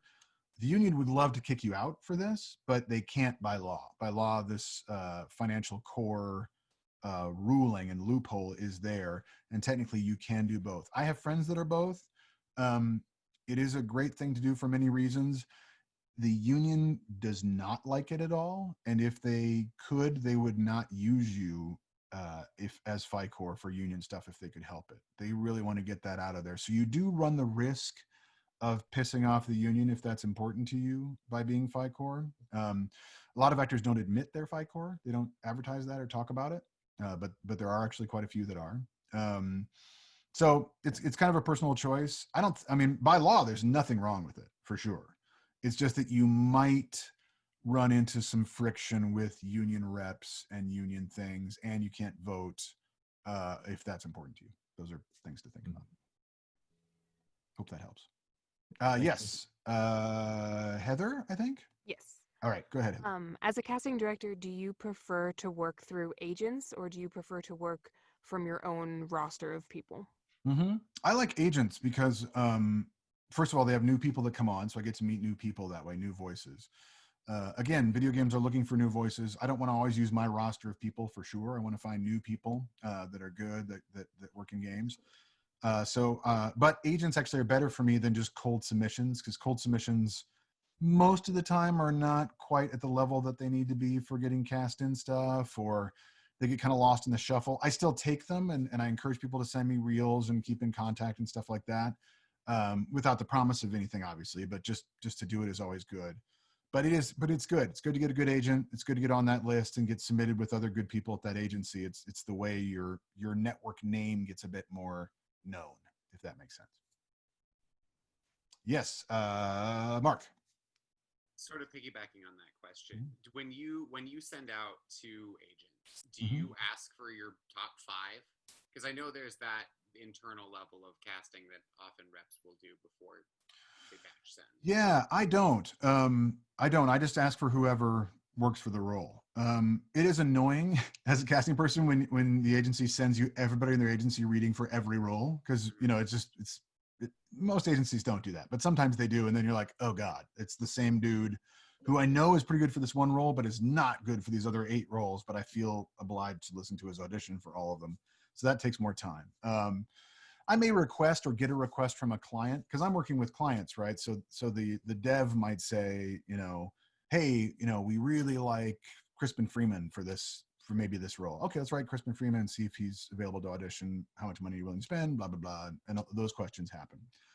Or I might say to a dev team, hey, give me some help on casting. Who do you like in this role? Or is there a famous person you see in this role? Or is there a game voice? And they'll be like, oh, I really like the voice in this. And I'll look it up and be like, oh, that's Fred Tatasciore. Okay, we can check with Fred and see if he's available. Those things kind of happen, but I don't ask for like a top 5 on just a general submission. I want to hear everybody, especially I want to hear the new people, because I've already heard the other people. Yeah. Other questions, anybody? Oh, yes, down at the bottom, Will. Yeah, so as you can see, I'm inside my closet. Yeah, closets are great. Yeah, working on building this home studio space with everything going on. What are your thoughts as far as the industry? I think it seems more studios are leaning more towards home recordings right now. Oh yeah, and it's something that's a must. Will it? You see it coming back? There are some studios that are allowing people to record, but right, yeah. It is at the moment definitely the way to go. And as I'm sure you're all seeing in auditions, they're all saying must have Source Connect or ISDN and record from home. I'm directing 3 different games right now, and all 3 are doing remote recording at the moment. So that's definitely what's happening right now, and it's going to continue for the near future for sure. However, so I personally think it's a good investment. If you're serious about what you're doing and you really want to do this long haul, having a good space to record is so important for a voice actor. You're going to be doing all your auditions from it. You're going to get clients that want you to record from home anyway. You're going to be doing submissions. You want to have good audio quality. But closets are great. I mean, closets can be brilliant recording places. You got great sound deadening. I know like Yuri Lowenthal recorded in his closet for like 15 years. Up until like 5 years ago, he used his closet. And, he's doing everything.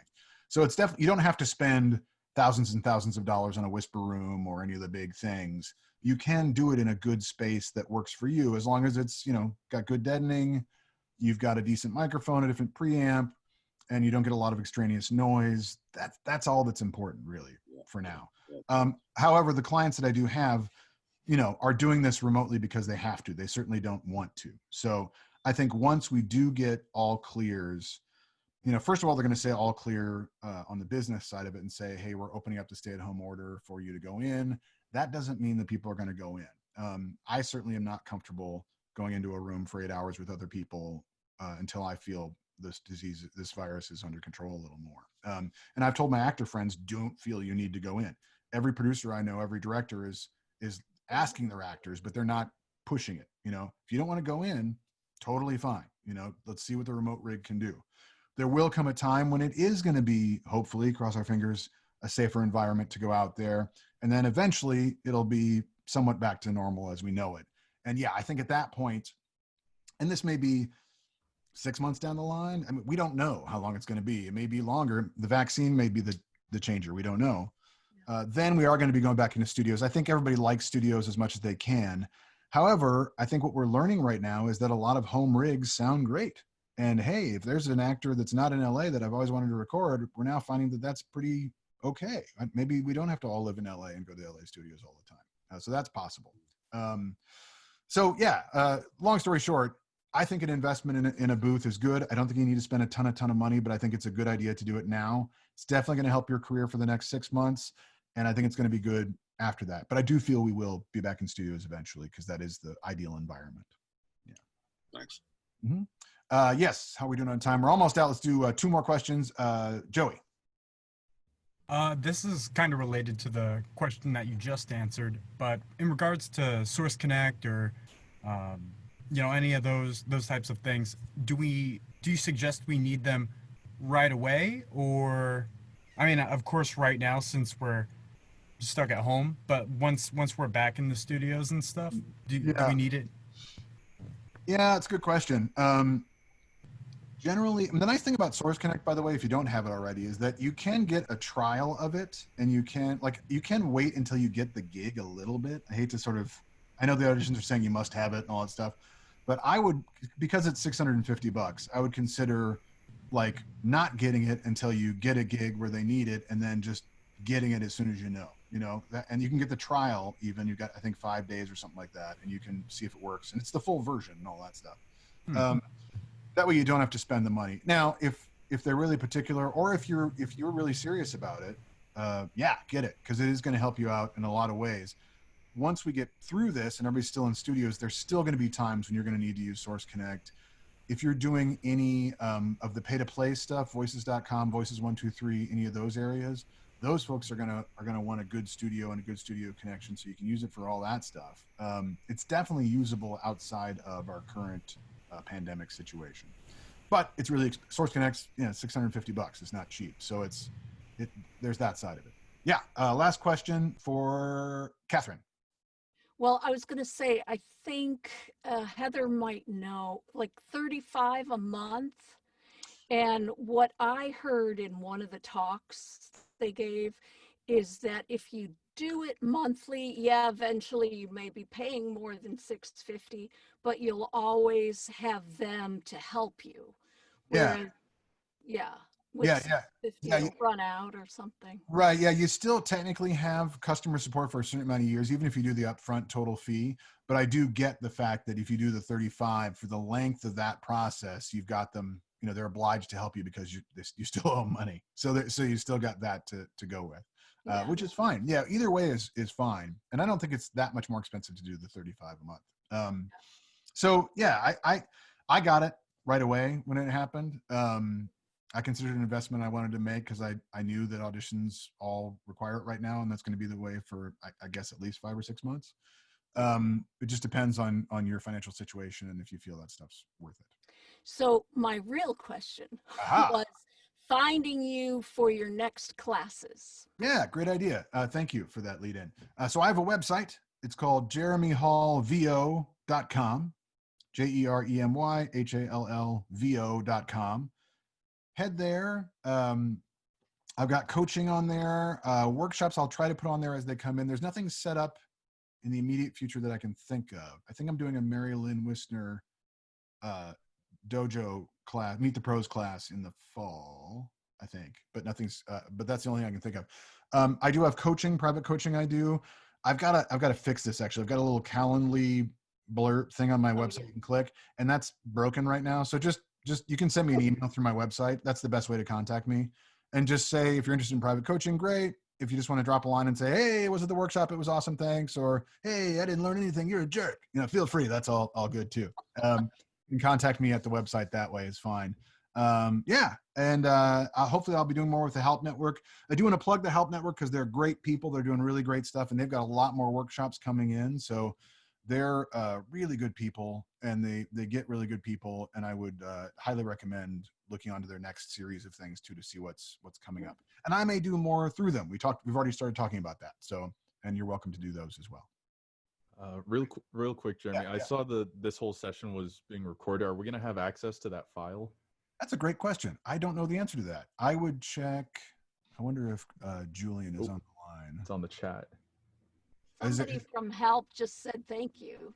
Okay, cool. Yeah.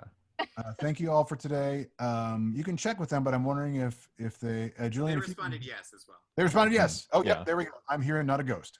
Oh, Yeah. yay. So yes, you do have that. That's great. It's being recorded. You're done.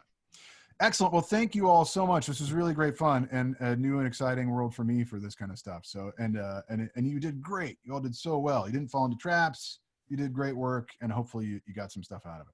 And you were fun too. Awesome. Yeah, thank you so much. Thank you. No worries. Thank you so much. Thank you. Then Saturday. See You ya. had a great Saturday. That's true. Thank you. Bye, guys. Nice Bye, meeting you. guys. Yeah, great meeting everyone. rest Take of care. Everybody. Take care. Thanks. Jeremy.